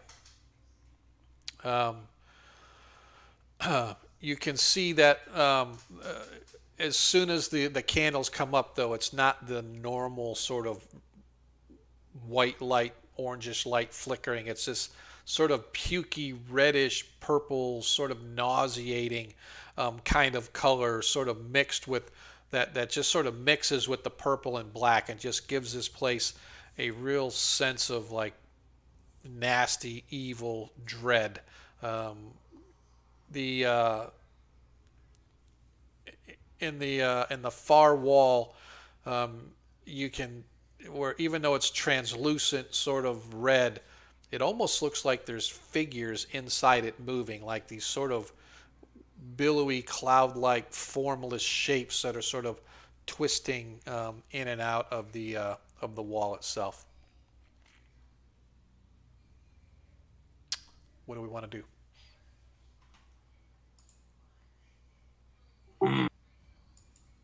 Interesting. What say you, Arthur? Do you have any knowledge of this that might be insightful to us? Arthur? No. He has no insight to any of these. Are all more religious type symbols and archaic symbols. So Adair and Zadkiel would know best what they My are. best guess is they worship the some devils in the outer planes directly. Yep. From what you can see, a lot of the symbols look almost um, like pairs of symbols, right? Like there's this pairing of a symbol of sort of this spirally kind of like the maze symbols like they did in cartoons where it looks like somebody doing a maze and they got that little swirl spiral graph or whatever you want to call it. So it's sort of these mixed with sort of an upside down triangle, a ziggurat, if you would. It just sort of looks like those are all paired. It's definitely some unknown, unspoken evil or something of some kind. But yeah, definitely nothing you know off the top of your head. So it would probably take a little bit of a research in order for you to kind of figure out what it is.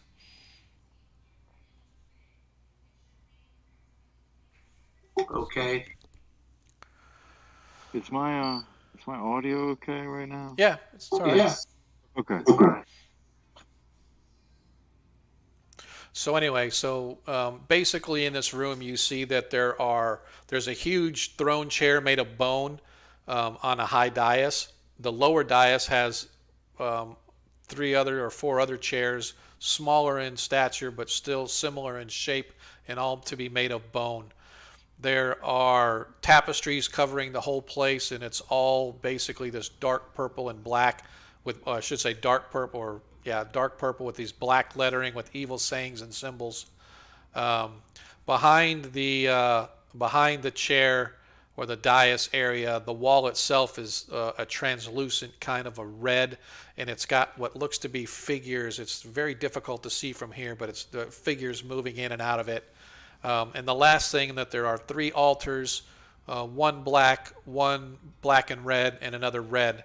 And then last but not least, there's this large gong or bell, if you will, with two large mallets that are in mallet holders to either side of it. So if you were to walk up and grab one and hit the gong, whatever happens, happens. The only thing that really is off-putting is the as soon as you arrive, the candelabras just kind of lit up and flooded the room with this unholy, pukish, sort of reddish green light that's just sort of sickening against your eyes. What do we want to do? I'd like to get those mallets away from the gong if we can try to creep in before Okay. we're attacked. Okay. So that they can't hit it, you know. Okay. Yes, that is good thinking. I was thinking the same. So, darn it! Every time I do that, I grab it on the OBS instead of on Astral. So the rogue sneaks into the room quietly, as quiet as he can. Doesn't seem to you to make too much noise, although you still get the echo of the footsteps on the hard stone. And he silently grabs the mallets and moves them away and lays them on the floor behind him by the carpet over here. So they are now nowhere near the gong. And then he looks to you and just sort of shrugs his shoulders as if, what's next?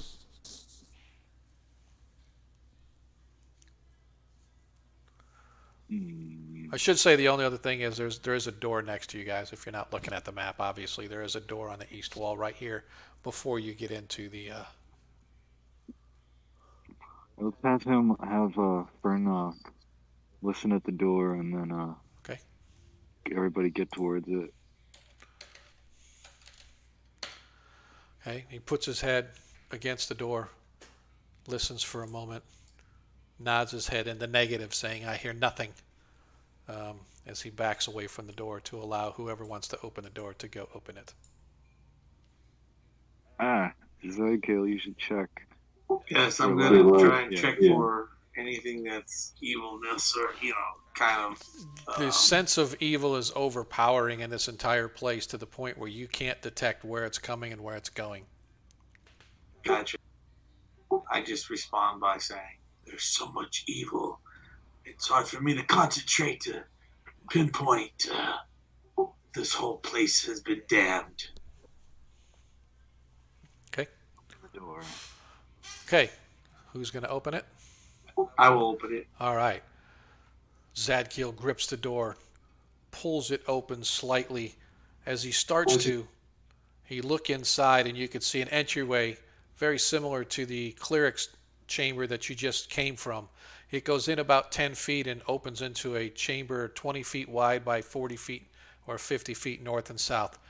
As soon as you open it, movement comes from the other side, and walking towards you, you can see row upon row of skeleton and zombie just sort of lumbering towards you, as apparently you have awakened them by opening the door. What do you want to do? I am going to strike it. You're going to strike what? You're going to The go door with my symbol and see if there's any reaction to it. No, you just see that there's easily 20 or more skeletons and zombies coming your direction. I look back and I look at Adair and I tell him, "This might be the only weapon for now." And I'm holding my holy symbol in my hand, preparing to turn. And Okay. I don't think I can. Can I? Let me see if I can. You're third level, Might be right? too low. You're third level, right? I'll try it. I'll prepare myself to turn as well, but I'm like, perhaps we should run, brother Zadkiel. So, okay. So Zedkill's like, Arthur's like, close the door. We can seal it closed with a spike. Shut the door. Shut the door. very well. I'm gonna help him shut the door. All I right. shut the door. All right. You shut the door. Wait for a second. Arthur comes up with a python, puts it in the bottom, and takes a small hammer and slang, slang, slang as it echoes throughout the place. But he doesn't seem to care, and nothing gets through the door. Apparently, whatever's on the other side of the door doesn't come through the door. Okay, let's move into the room and check the walls, see if there's any more passages. Okay. So a quick search of the room reveals that behind the tapestries, first of all, I need, let me see. I need to do this. I need, which everybody's going to have to give me a saving throw.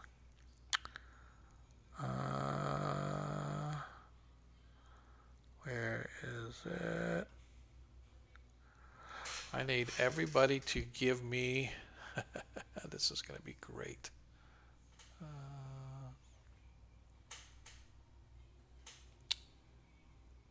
Okay. I need everybody to give me a saving throw versus spells, please. All right. And I will go for the ranger. So this is okay. And this is for Adair 13. Fail. Oh, this is going to be Zadkiel. Oh. Zadkiel. And that is for the. Wow, only 20. Hey, wait! I get a +2. I get a +2 to my saving throws within 10 Yes, you feet do. of the paladin. Yes, you do. So I made it. So you got a 15? Okay. Yeah. All right. So Woohoo! I rolled a 10 for the ranger. Adair got a 15. Zadkiel got a 20, obviously. Oh wow. The Yeah, I know. Oh, wow. Furnock got a 11. This is Arthur. Arthur got a 12. That may save for Arthur. Let me check really quick because magic users have a pretty low on spells. Oops, where is it? Oh, there it is. Yep, he saved. Barely. Yeah, Arthur. That paladin saving throw bonus is pretty awesome. Oh, 17. He saved. And last but not least, 6. So you guys watch as you guys are sort of looking about the room. Every time you do, your attention is drawn to the back wall, to the west wall, that translucent one with these sort of figures sort of moving in it. And you suddenly, as you're watching, it's almost like you can't take your eyes away from it. And Adair, you and Zadkiel almost at the same time realized that you were almost being hypnotized by what was going on, as you realize that there's some unholy magic or unholy thing going on with this west wall. And all of a sudden, as you guys are pulling away and Arthur sort of steps away and Jeremiah sort of steps away, Stefan and Fernok and Valorius, sort of their eyes almost glaze over and they slowly shamble toward this wall, almost as like they're zombie, and they begin murmuring some incantation or chant that you've never heard before, but it's all he who shall not be named, he shall be ruler over all. Your souls belong to him. Come join the damned. Things like that, right? As they're just sort of, they lose themselves as they're staring wide-eyed, unblinking, and they're shambling almost like zombies, just sort of working their way close to the wall. And as the closer they get, the chanting becomes a little more sort of, I don't know, urgent or whatever, the closer that they step toward that wall.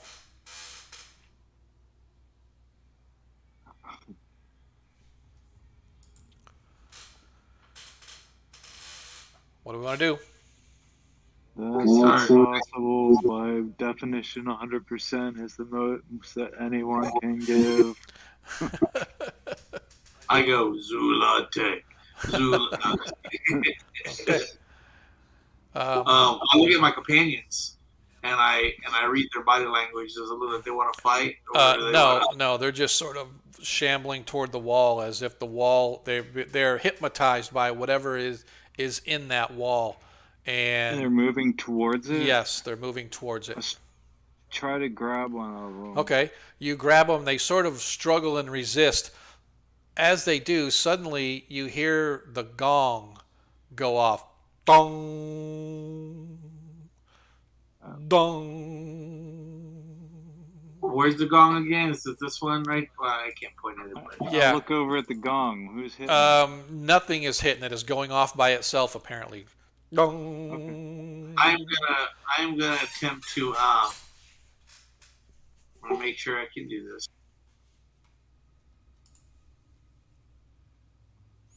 Okay.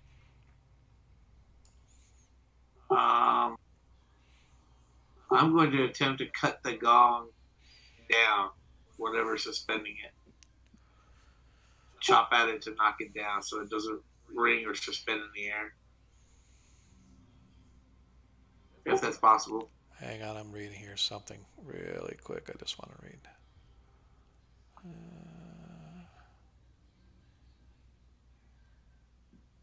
Okay. All right. So, say that again. I'm attempting to strike at the gongs, whatever's suspending it. Okay.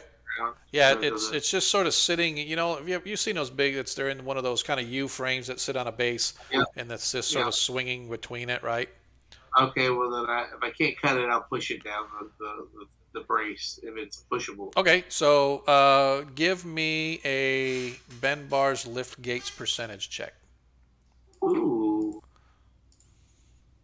be nice. What do I roll? Actually, make it an open doors percentile. Okay. Actually, no. Open doors is sorry. 1 to 6. 1 to Isn't it? 6. Yes. I have a 1 to 4 to Yep. be successful. Yay! Watch me get a 6. 5. Yeah. You go to The other push one. it, and it is so heavy, and it rocks back. And just as it does, you watch as the curtains to the north, on the northeastern corner, the curtains sort of slide back, and you see a row of zombies begin to file out. And from the south, you hear banging against the door as if something is trying to open the door to the south. So luckily you barred that door with a spike, because whatever could come out there. However, there are several zombies now shambling out of the north, coming your way. And you guys have a choice. Are we going to try to drag and carry our friends out of here because you can obviously outrun the zombies, or are we going to take on the zombies without our friends? What do we want to do?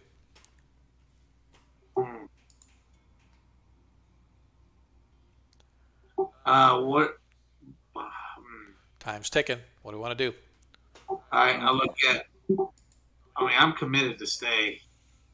You know, I don't think we can take them on without our companions. We need to Right. flee. Does the when I attempt to do that thing to the gong, does it affect the guys at all? No, it does not. Are they still walking toward that? Yeah, wall they or- are. They are. Currently they are restrained by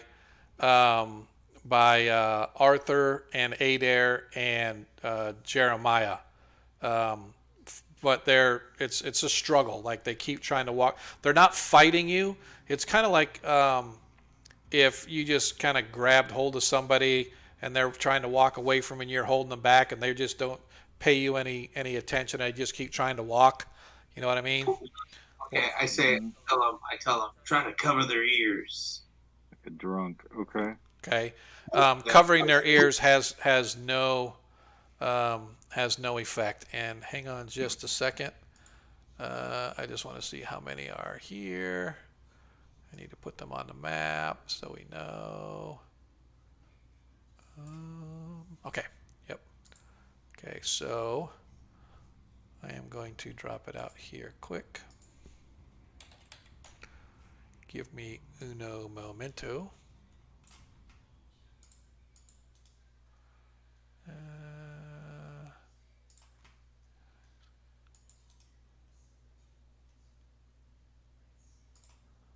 All right, 1, 2, 3, 4, 5, 6, 7, 8, 9, 10,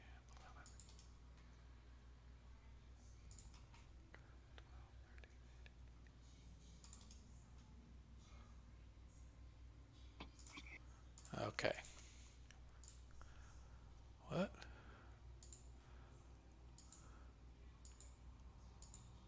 That's kind of weird. Okay.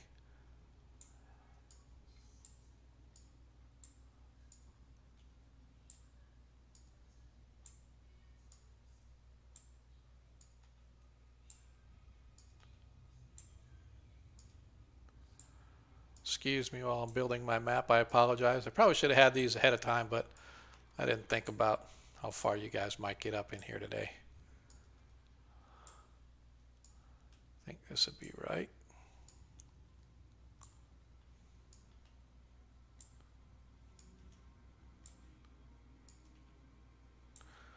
Okay. So here we have.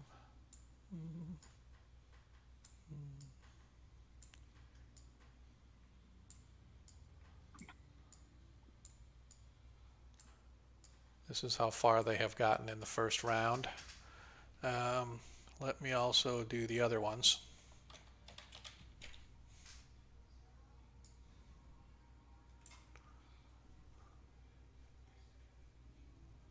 Why did it not drop on there? Oh, there it is. Okay. So I want this one here.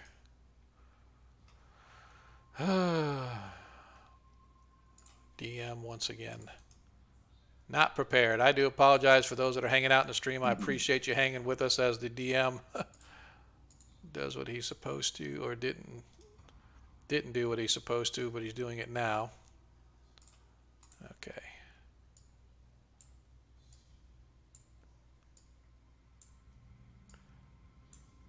That will be done momentarily, I promise.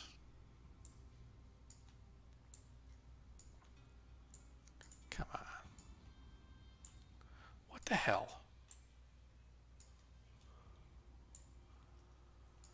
I don't know what it is about Astro that it does that to me, but every time I try to move something, it's like, no, you're not allowed to move that one.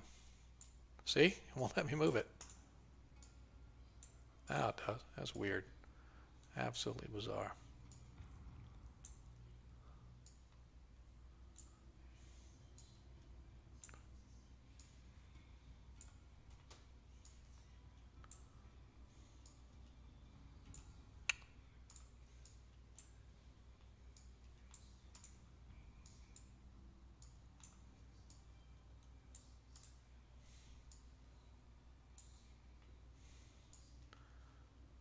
Okay.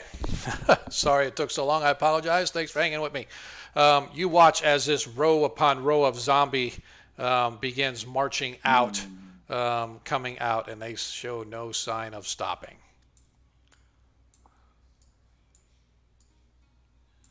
What are you going to do? Let's go. Need to decide. Comp, are we going to fight or are we going to flee? I need to know. Flee. With like grab someone and run and like shout out to my comrades to do the same. Okay. Yeah, flee with them. Do zombies run? Do we know that, or do they walk? No, zombies are very slow. Their movement is very, very slow compared to normal people. So, what is Adair's strength? Is a 12. Okay. And Arthur's strength. Fortunately, he may not be very strong, but he and his companion, Jeremiah, and I know that the paladin's strong enough. So Adair manages to grab Stefan. The paladin, Zadkiel, manages to grab Valorius, and the other two, Arthur and Jeremiah, managed to grab Furnock, and you guys begin to beat feet out of the temple area, hopefully in order to free up your friends as these zombies slowly start working their way toward you. I just want to double check really quick to see whether or not anything says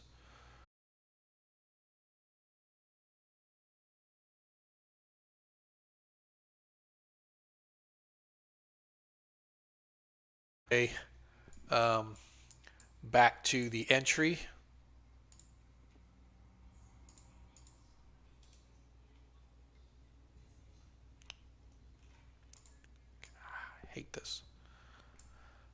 Hate this. And okay. As you guys get to the entry, suddenly your companions begin to shake their heads, wondering, asking you, "What the hell's you doing? Why are you dragging me? What's going on?" As they sort of snap to and snap out of their zombie-like state. What do we want to do? Wow. Don't.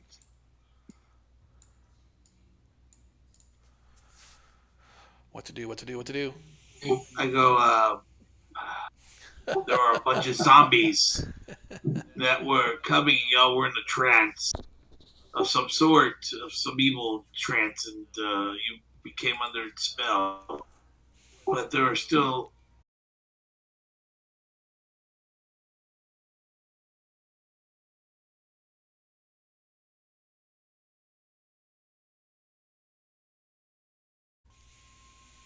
Yes, but what if we go back in there and then suddenly all of us get entrapped by this wall? Card man, I think they could always use a nat 20, dude. Always. The DM could really use No, one too. save it for next time. It's too late. Okay. Well, I thought you're going back into combat, so Oh, we are okay. I don't know. Um, the priest, I mean the paladin wants to go. The wizard, not so much. I've I'm used my spells. I have we have no healing. We are down a man. I don't know if it is the best time. We at least we know now where to go and where the temple is. yes, and we need to. We must. I agree that we must cleanse it, but I don't know if we have the strength to enable to do this to it now. Would it not be best to come in at full strength, knowing everything that we need to know?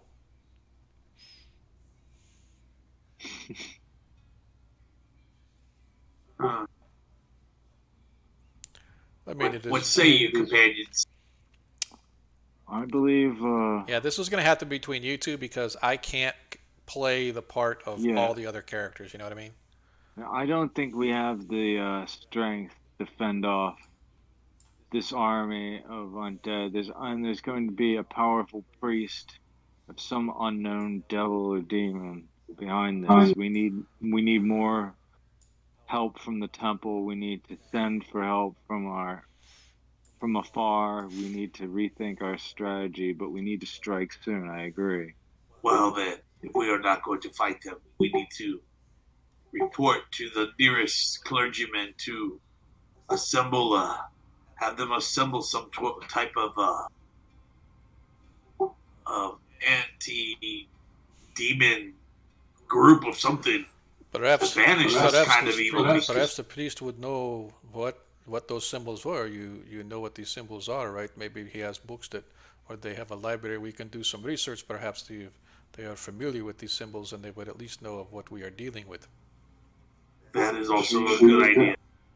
I'm sure you could make a few sketches by memory of Hmm. what you saw in there. Yes. Yes, of course.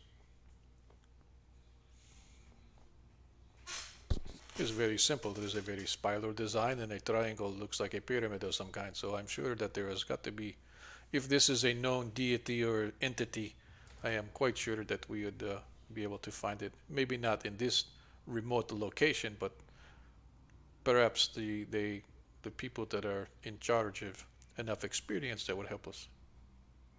And knowing what we know now of the depth of this and the importance of this temple, perhaps they'll lend us more assistance and perhaps even form up their own force to help cleanse the valley and maybe even assist us in training.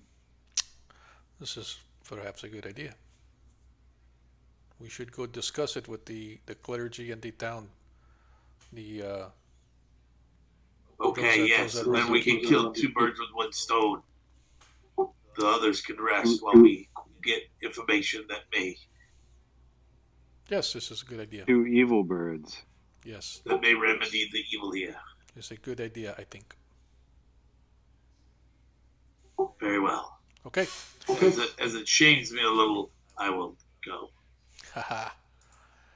So it takes you guys longer to get back because trying to carefully work your way through, you find um, your companion Lanath asleep where the horses are.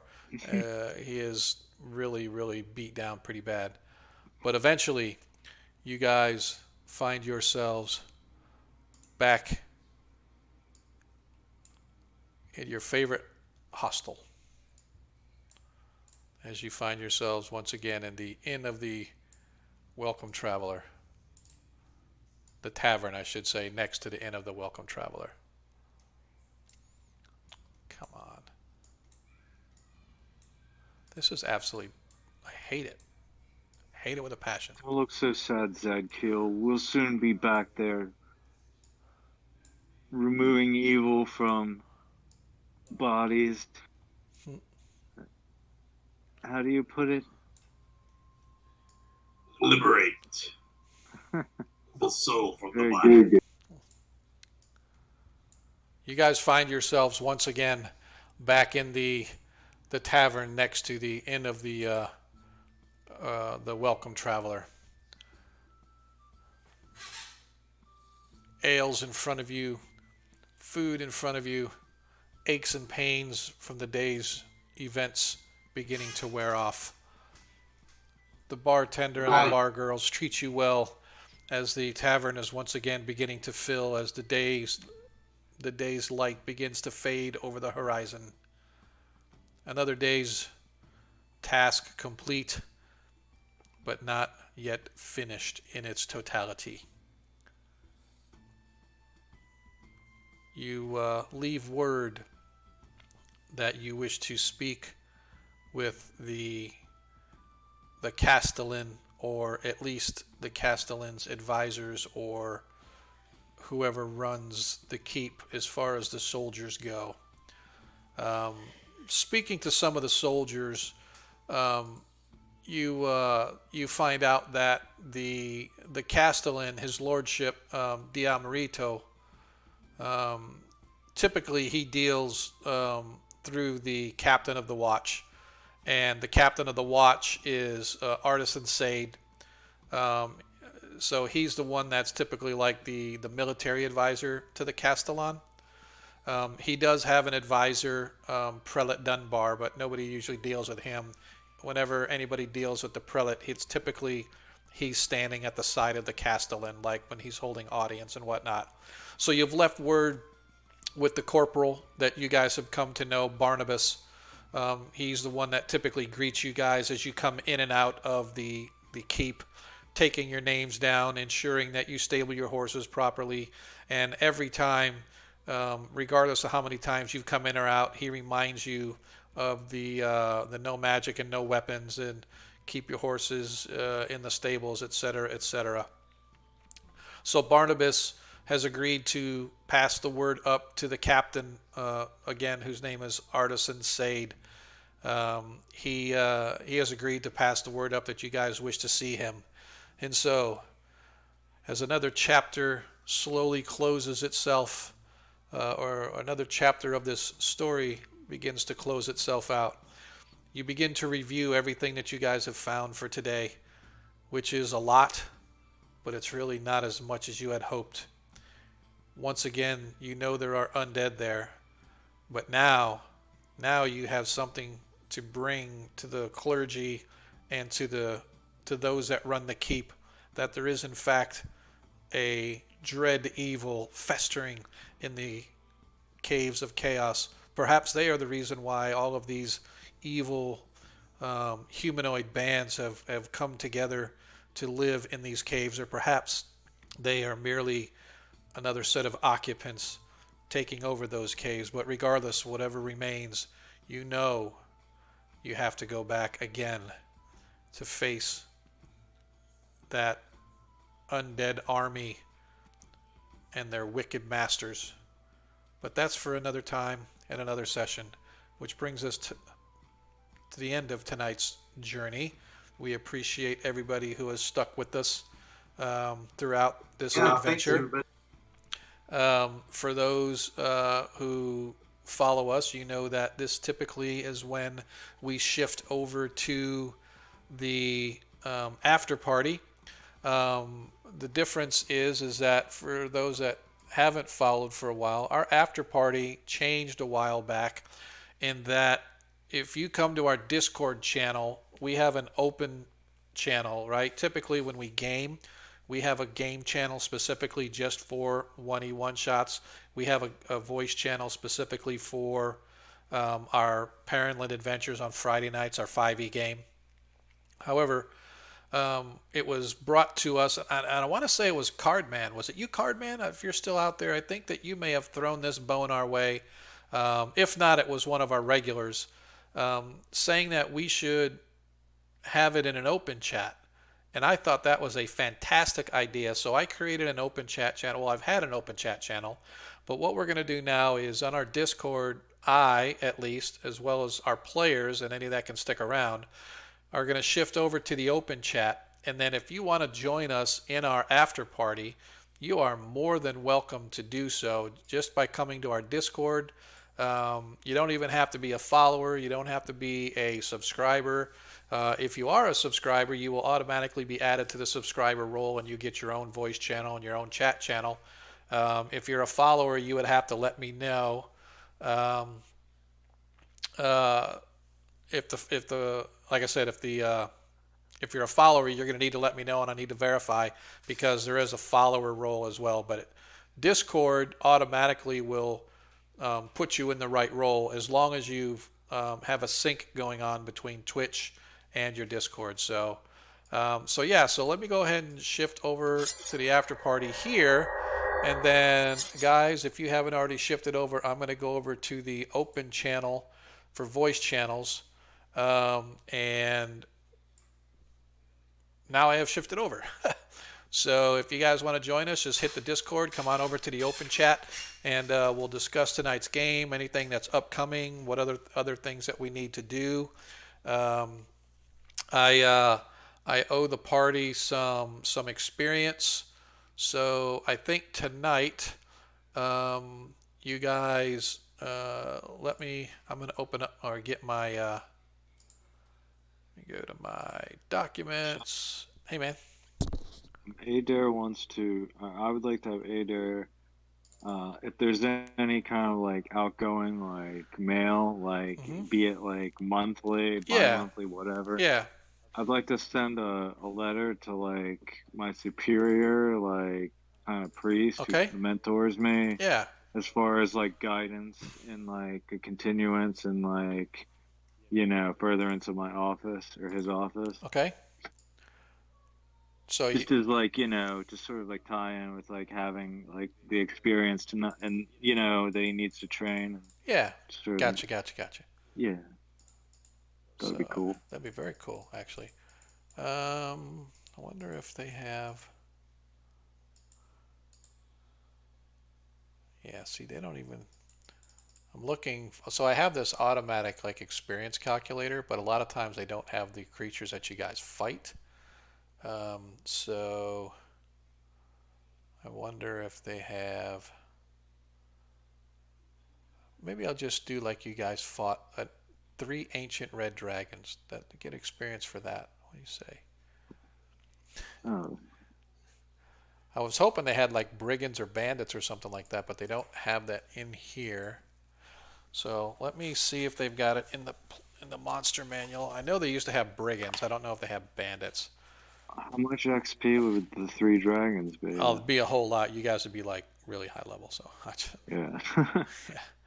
Yeah. Well, let me look and see what it has here. So it says dragon, red dragon. Yeah, they don't have the experience here, which is kind of bummed. Oh, you know what?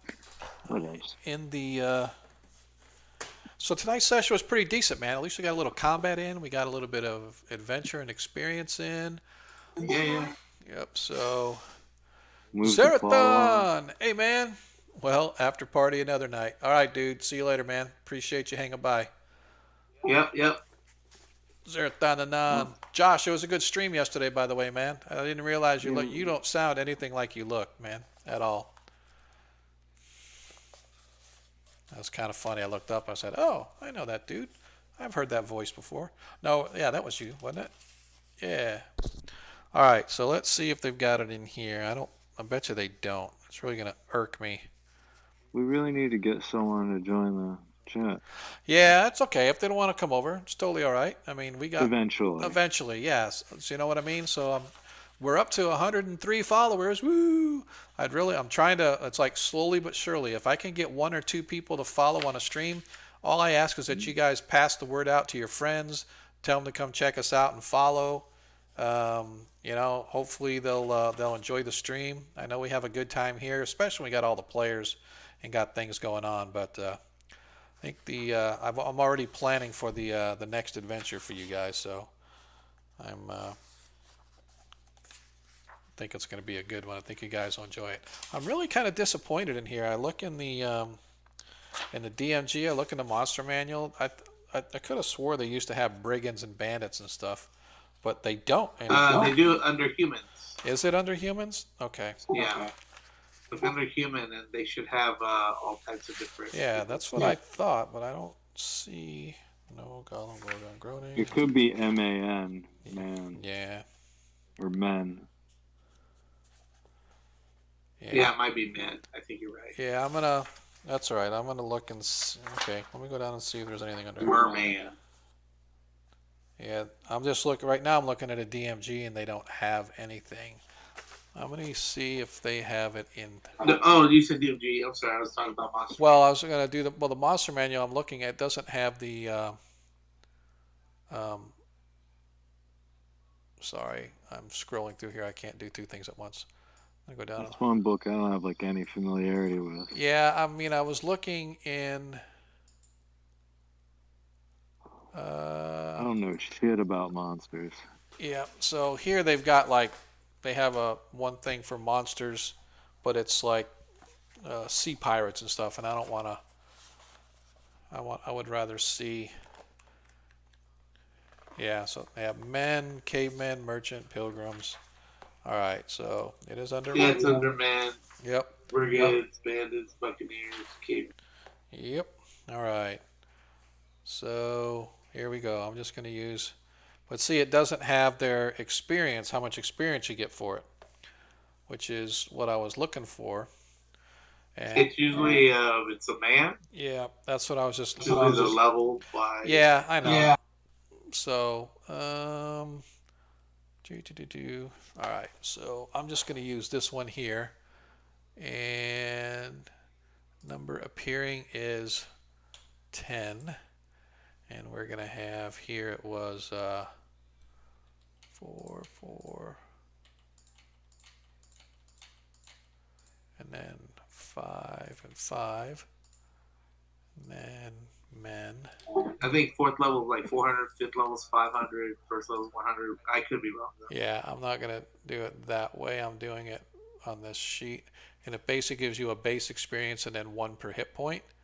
So that's kind of what I'm looking at here again.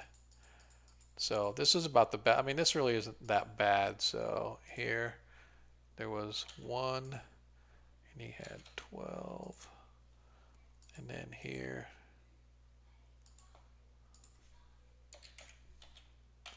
Wake 1 who had 8. We had 7. Okay. All right, so there wasn't a whole lot of experience. However, let me get my calculator. So we had 2 plus 26. Now, if you guys would have fought all those skeletons and zombies, you guys would have had a butt ton. All right, so XP is going to be, I have to divide this by 5, which is right. Okay.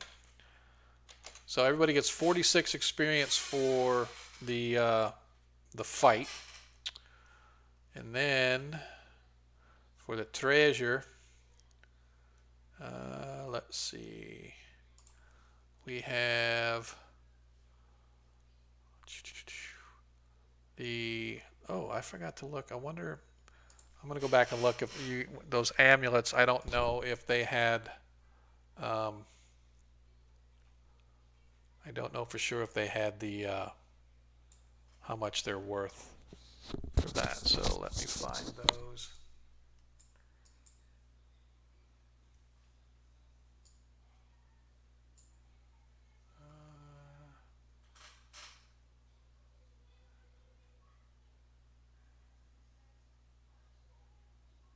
All right, so I'm going to have to look and see this magic item,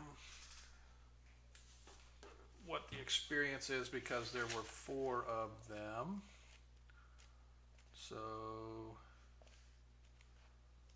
anyway, you guys can talk amongst yourselves. I mean, I want you to hang out and stuff.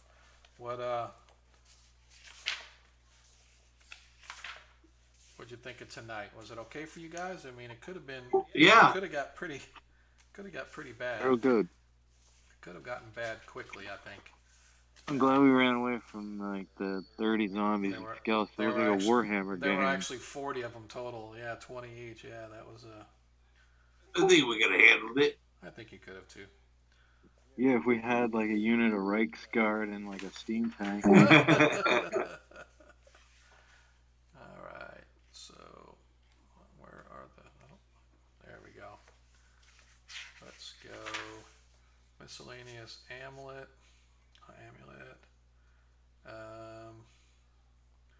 All right, so I am going to say that they're going to be that many each. So there were 4 of them, so that's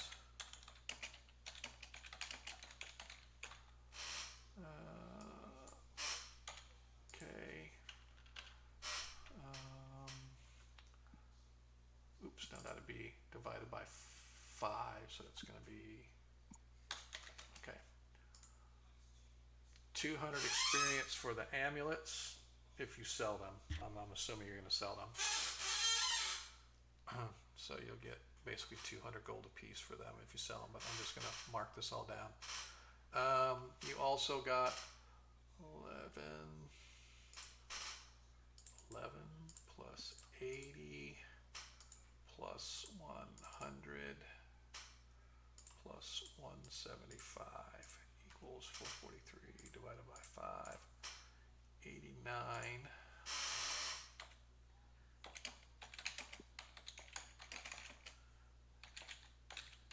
All right, so you got 89 experience for the coinage and actually I'm gonna make it even 90 because of the silver. So an even 90 experience points for the coin as well as the dishware sets that you guys took. So all in all for tonight, you got 90 plus 200 plus 46, 336 for session. Cool. So 336 gold? no, 336 experience Each? Okay. Yep, and I'm getting ready to post this over in the Discord chat. For anybody that wants to join us in Discord, of course, once again, if you go down and you hit our Discord channel, you come on in and hit the open channel. You can join, hang out with us, and talk. Oh, didn't even see that.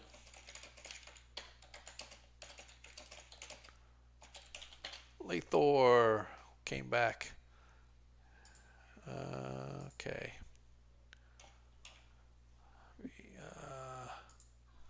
I don't want it as a. Let's go copy.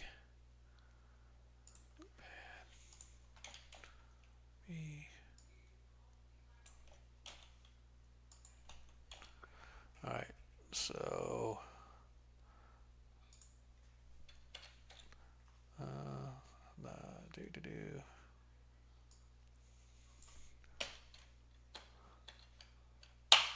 there you go. I put the treasure in the 1E one-shot loot channel. So you guys got 96. Thank you. Yep, 96 silver, 11 gold, 80 gold, 20 platinum, 4 amulets of protection versus good, copperware dishes, mail for Henchman and Adair, mace for. Well, just to let you know, I'll probably be on now from now on. Good, man. I'm glad. I appreciate that. Yeah. Just thanks for being patient. And, oh yeah, no, life happens. Yep. It's I'm not gonna lie, it's kind of tough on me, and it's not that it's tough or hard. It's just difficult for me because I don't like having to make the decisions that should be player decisions. Like, what are we gonna do next? I mean, I know what I would do as a player, but I have no idea what you guys want to do as players. So that's why I always try to stay out of those kind of decisions, like what are we going to do next type stuff. So Yeah, Oh, I'll try not. and I'll I try to even refrain from asking. no, that's not what I'm saying. It's there are certain things where that character may be the only one to know. Like a wizard would obviously probably know symbols and stuff, but in this case they were clerical symbols, religion-based symbols instead of arcane. So Arthur would not necessarily know that type of information. And I don't have a problem with doing that part. What I'm saying is like it's difficult for me to like, oh, what spell do I want to cast? Or you know what I mean? What am I going to do on my turn? Because again, I don't know what Arthur would legitimately do. I don't know what he would really want his guys to do. Yeah, which door should we take, or should we Yeah, leave, or like exactly. should we stay and fight? Exactly. That's kind of like, well, for me in this case, it would have been an easy decision. Let's get the hell out of Dodge. There's like No a doubt. shit pot of them coming pouring out of there. So, but at the same time, now we know that there's a shit pot of undead in there, so we need to prepare accordingly, whether it's with holy water or a butt ton of healing potions or whatever the case may be. Um, Something possibly controlling them, depending. exactly. So yeah, but yeah, I thought it was a decent game tonight. I mean, I was pretty happy with it. Yeah, I thought it was too. It was pretty interesting. Yep. I was trying to just play catch up. Yep. One of the things that I've been thinking about too, and this is just as a heads up for you guys, is we've done a lot of hack and slash these first two adventures or two sets of adventures. Obviously, Hamlet. Well, the first adventure you guys went on was pretty good. The chasing down a albino alligator, which is kind of cool. But I think Hamlet was a good one, but a lot of hack and slash. This is a good one, but a lot of hack and slash. So I think I'm gonna change it up. I think I'm gonna do something that's a little more RP heavy, and a little more adventurous, or a little more, or I should say not a little more, but less hack and slash. Right? So give you guys a different kind of adventure coming up and stuff. And so I got some good things in mind. But I'm really excited that for you guys to get up to, like I said, level 4, level 5 in that range, because now you're mid-tier characters and there's some really good adventures and stuff that we can kind of run and see how all that goes. So I'm kind of that's And usually that's a little leeway on whether we're gonna have a backup character or not. right. Yeah. So decision making is not as conservative. Yeah. Well, hey guys, I gotta go, but I appreciate the game tonight. Great session, and I should be on more regularly. Yep. Well, I definitely I'm appreciate definitely it. gonna be on every Monday now, but unless something pops up, I'll let you know. But Yeah. All right. So my machine's running at 96%. So, and I know it's OBS. And I really wish I knew why OBS did this all the time, because it just is a memory hog. If you let it run for like the 4 hours I've been going, it eats up everything. And you know what? I think it's when the Excel is going at the same time. If I have more than one Excel sheet going, yep, I just killed one of my Excel sheet and poof, it's just like dropped significantly. It's like down around 40% now. But even that's kind of high. That's like wrong. Yeah. It's like So they're wrong. 2 copies of Excel open and it eats up everything. So then you throw on Chrome and some of the other things that are open and stuff. So yeah. Well, I just want to say bye to everybody who watched. And Jay, sorry your Phillies didn't beat my Cowboys. Cowboys won. That's kind of they're winning. Oh, okay. 41-21. Oh yeah, it's gonna be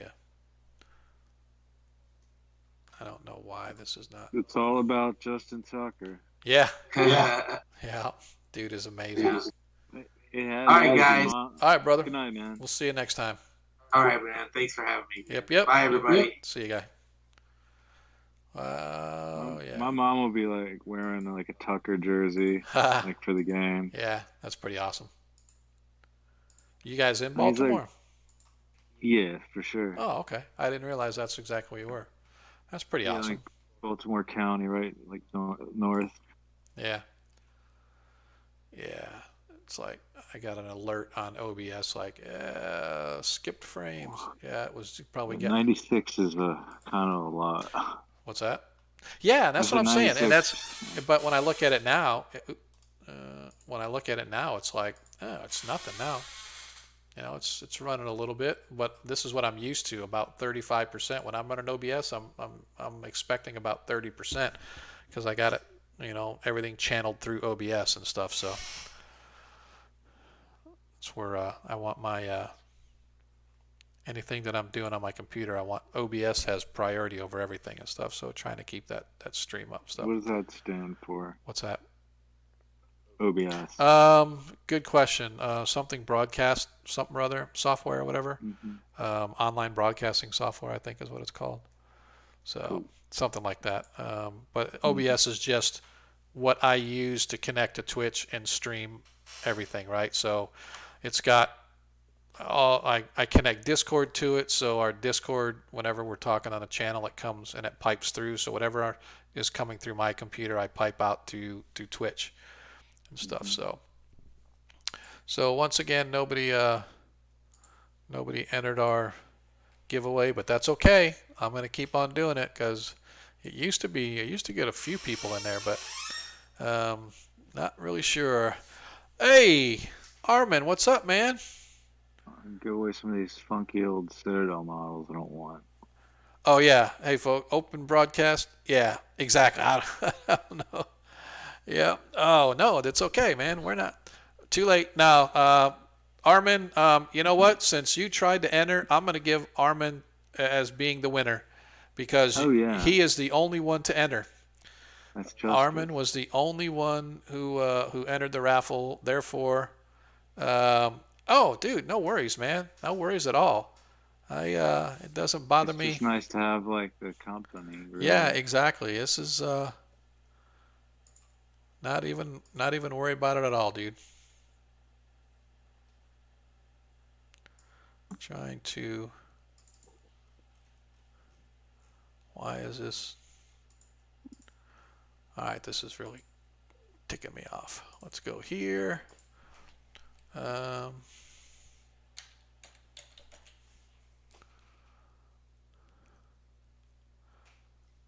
want to see just to make sure. Cancel that. Yeah, it's really good. But this is like our third session on this, Armin. So they have discovered the temple. They've gone through about half the temple now, but they were a little bit beat up, and 3 of their friends got trapped, getting mesmerized by the back wall. If you know anything about the module, in the back wall of the temple, they got mesmerized. And so they dragged them out of there and took off for the hills. And now that they know what they're up against, they're going to go ahead and try and sort of prepare a little better next time. So we'll see. And ta-da! But yeah, it was actually a pretty good session, man. This has been pretty heavy combat for the last couple of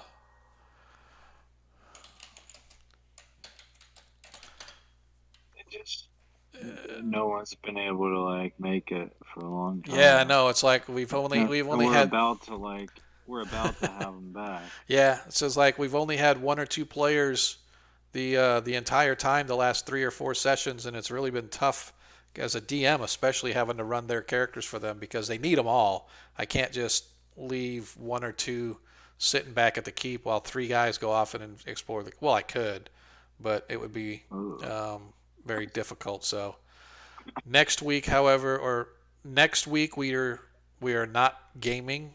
There is no stream next Monday. There is no stream this coming Friday. And there is no stream next Friday. So it's like I kind of caught it at a bad time. So our 5e stream is probably going to be like 4 weeks before we actually have a stream because we do it every other week. So this coming week was supposed to be our on week, but I'm going to be out of town. So next week is I will be in Carolinas visiting my brand new grandbaby. So I won't be able to stream, but that's our off week anyway. So the week after that, no, actually I was going to do virtual Greyhawk Con, but I had already planned and bought tickets to go watch a football game with my son in Green Bay. So my son and I every year buy tickets to a Pittsburgh Steelers game, and this year we happen to be in Green Bay because I don't know if you watched when we were, I did when this stream on this 1E stream first started. I was doing a play test of an adventure that I wrote for Oerth Journal, and I wrote it back in like 1999 or 2000 or whatever the Oerth Journal came out, and somebody had redone the maps for me, and I just said, you know what, I want to play test this because I want to run it during virtual Greyhawk Con. So I ran it, and everybody loved it, and it was a good fun. I learned a lot about what I need to slice out in order to make it run well for the con. And so I got all that done and then realized that Greyhawk Con was going at the exact same weekend that I was going to be out of town. So I was hoping that my flight was late enough that I could do, like, say, a 7 o'clock in the morning stream and go from like 7 till 12. But my flight was at like 12 o'clock. So I didn't feel comfortable trying to run a stream and then get ready and get out to the airport. So I just said, you know what, I can't do it. And then lo and behold, the airline rescheduled my flight so that it now leaves at like 5 o'clock. So I could have done it, but by the time that all happened, I didn't want to try to jump in late to the game and get something on a stream, because it would have been great. I would run it right here on my own stream, but it just didn't work out. So, next time. I've got it play tested, so the next time we do some kind of a con or something like that, I'm definitely going to run my Ruins of the Mistmarsh adventure. So, yeah, exactly. That's what I said. If I would have known that my flight was going to get rescheduled till 5 p.m., I would have jumped on it and said, "Hey, I can only do Friday, but I'm gonna do it like 7 o'clock in the morning. So let's find the people that don't mind being up super ass early, or in your case, super ass late, and let's just go ahead and run one." But it just didn't work out. So next time, we'll get it next time. It's not a big deal. But I do appreciate you coming by, man. I haven't had a chance to go back to your stream for a couple times, man. But I always go back and at least watch some of the after stuff. So, yep, appreciate it. I did two adventures, one for Oerth Journal 10 and the other one for Oerth Journal 11. And one of them is the Ruins of the Mistmarsh, and the other one is the Mines of Elsadel. And the Mines is set in the Ulek states, and the Ruins of the Mistmarsh obviously is in the Mistmarsh and stuff. So yeah, you talk about bumbling. I bumble all the time. My nickname back in the day was the Bumbling DM. That's no lie. I used to, every time I'd send a message on one of the boards or whatever, it'd always be Ket Onwall, the Bumbling DM. That was me. So, yeah.